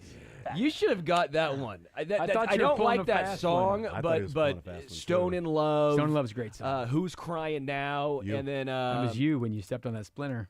what's that running? Oh man, Running on empty? That's Jackson Brown. That first 4 songs just kick so much ass. All right, Jason. Yeah. Mizzou covers the spread versus Florida tonight. It is 10.5. It's up to 10.5 now. It was 10 this morning. I'm going to say they cover. Yeah.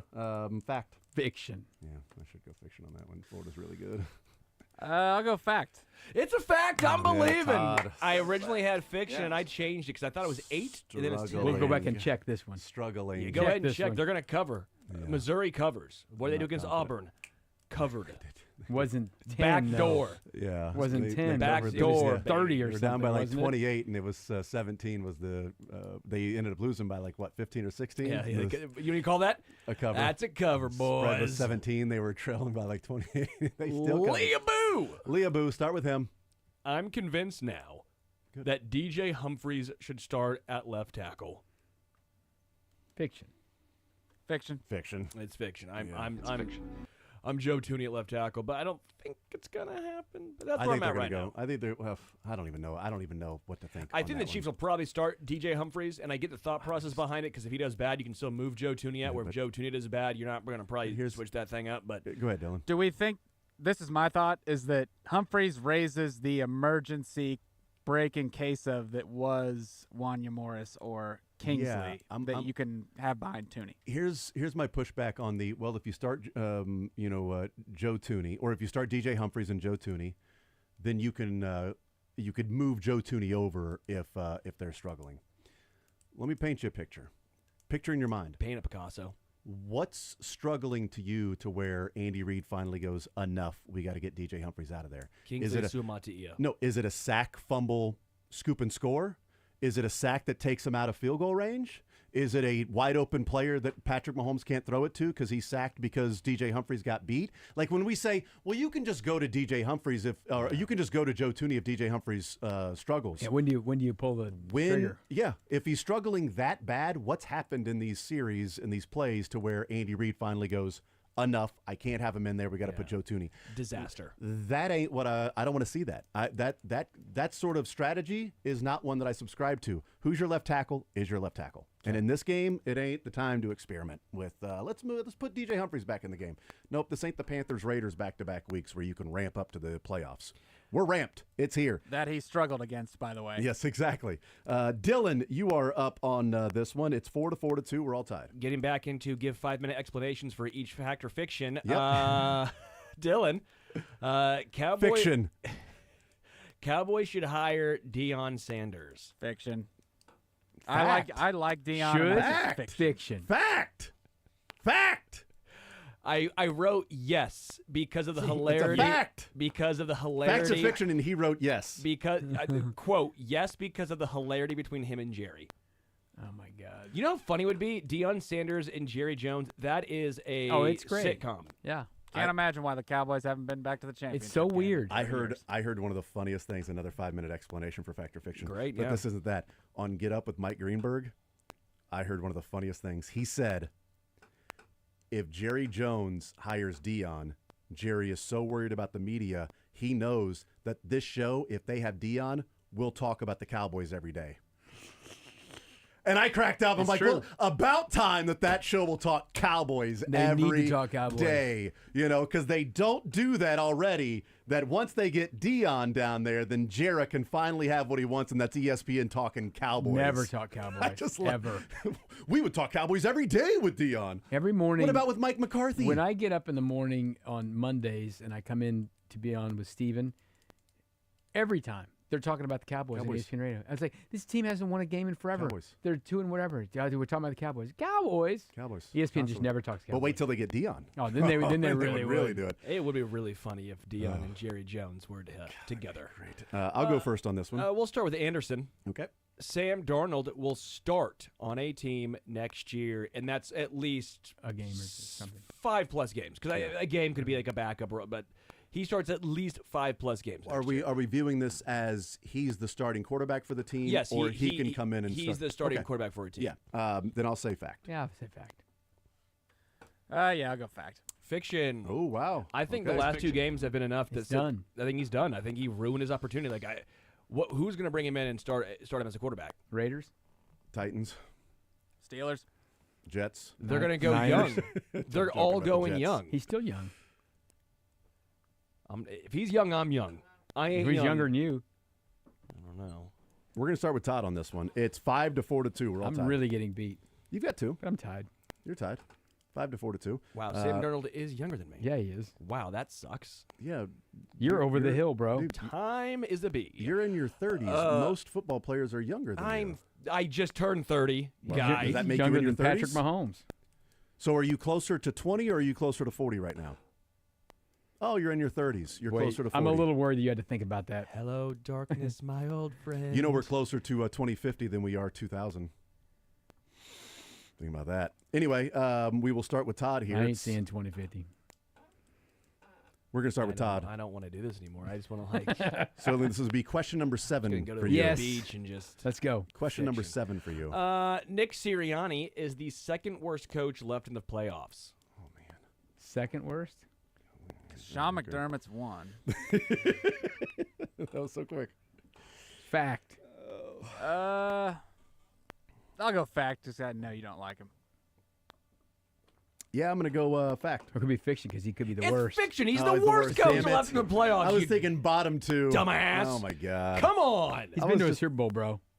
I was thinking you would look at him as like bottom 2. That He's in the team bottom is 2. so talented Come and on, so good. Chiefs fans. If they had any competent head coach, they would be elite. But because they don't, they have to pull his ass up. Nick, see you later, Ronnie. Dylan takes over here. We've got 5 to 4 to 2 score still. Tied. Gosh, I'm bad. Yeah, you're cheap. Dylan. I'm still alive, though. You're tied. Dylan, Kyle Wright will be a starter to start the season for the Royals.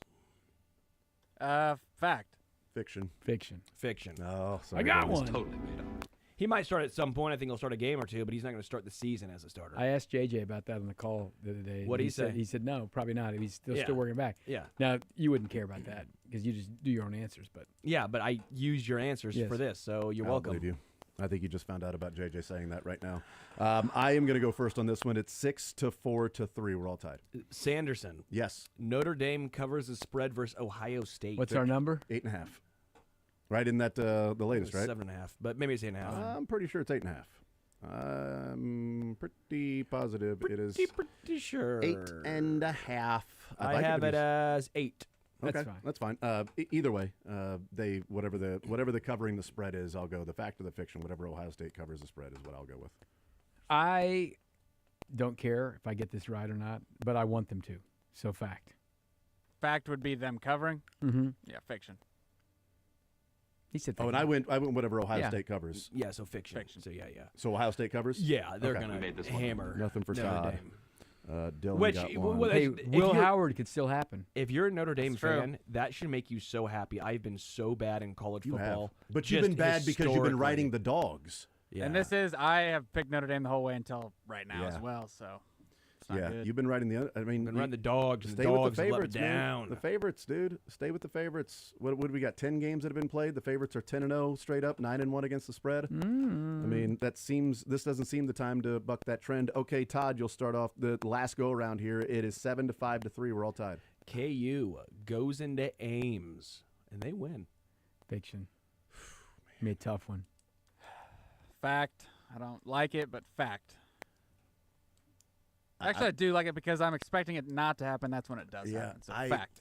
I'm fascinated by what they'll look like with Shaq Moore in this competition, but Iowa State and what they think they can accomplish this year, KU coming into town, and they're in Ames and Hilton, that's a tall task. I'm going to say that so KU goes and wins is fact. I'll say fiction. Fact. Oh, wow. Look at That's you. a fact. Check Dylan. I think KU goes into Ames and they KU's going to win a game this week. It ain't going to be tomorrow. I think Shaq's going to be the difference defensively. Is that right? I think it's really been a huge change point for that KU team. I think tomorrow they may need actually Shaq to go and win that game. That would help them. That's a tough man. Iowa State's so freaking good this year. They're electric, man. It'll be a great game either way. No, I can't wait. Dylan will lead us off here at 7-6-3. We're all tied. K-State will figure it out and make a run. Fiction. Fiction. Yeah, that's I'm sorry, K-State. I'm sorry, Wildcats. That's just. What can you look at to see sad. that it's going to be like, hey, there's a run right around the corner? That was the quickest one you guys all have answered on, by the way. We were on that one. Yeah. Last one, 8-7-4, all tied.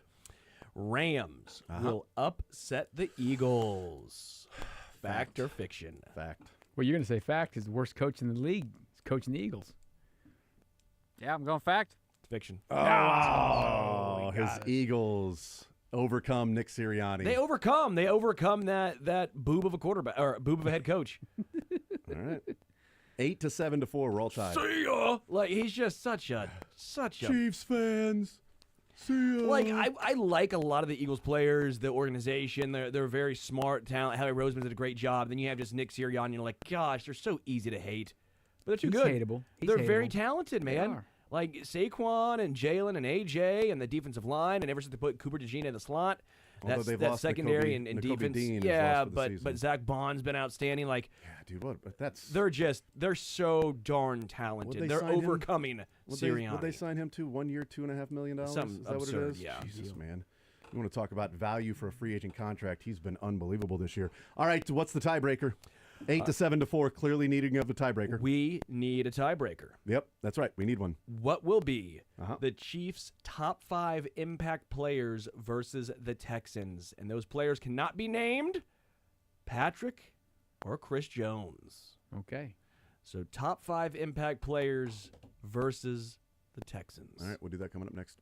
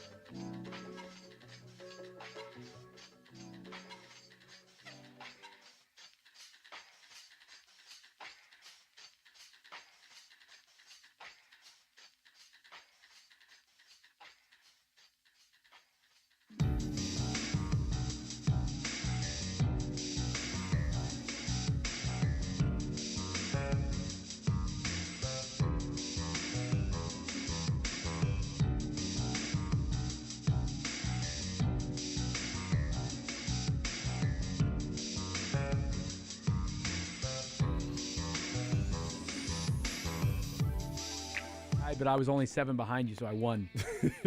No, I you were give only it to 4 behind. Dylan. It was 8-4. Dylan's the You were winner. Dylan's the winner. What? Dylan Dylan didn't do was anything. losing, and he got fewer in the tiebreaker. Good job, Dylan. Makes no sense.